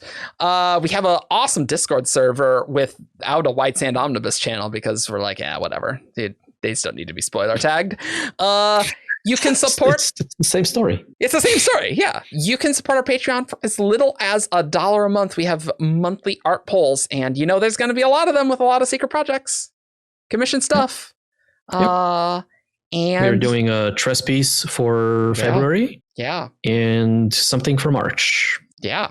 I'm sure you'll decide at the end of February what it's going to be. I'm sure I will. I'm sure. I have less time than I usually do because February is a tiny month. Cursed February. Cool. You can find us on all the socials: Facebook, Twitter, SoundCloud, YouTube. Leave a like below and tell us what should be our call to action, Evgeni. We had a lot of wave emojis last time. Yeah, well, they were ocean emojis, which was very appropriate. Yeah. Tell us no, I can't talk about. What color is your Starmarks. star mark? Yeah, that's what I was gonna suggest, but we don't know anything about Starmarks. That doesn't make sense. Pick your favorite color. That's your star mark. What a call to action! Incredible. Tell us. I don't know. Tell us if you either own or plan to buy any of the omnibus editions of White Sand, or are you just relying on community tribal knowledge to learn what the changes are? Was this experience sufficient to satisfy your desire to not need to spend over $50 on an omnibus? Right. Yep. And if it was, you can just do a one-time donation to our Patreon for $45. Yeah, that's okay. Totally fine. You can leave a super thanks down below. Boom. Nailed it. See y'all next time. Farewell, citizens of the dynasty. Okay, Bye. Ronan. See ya. Caw.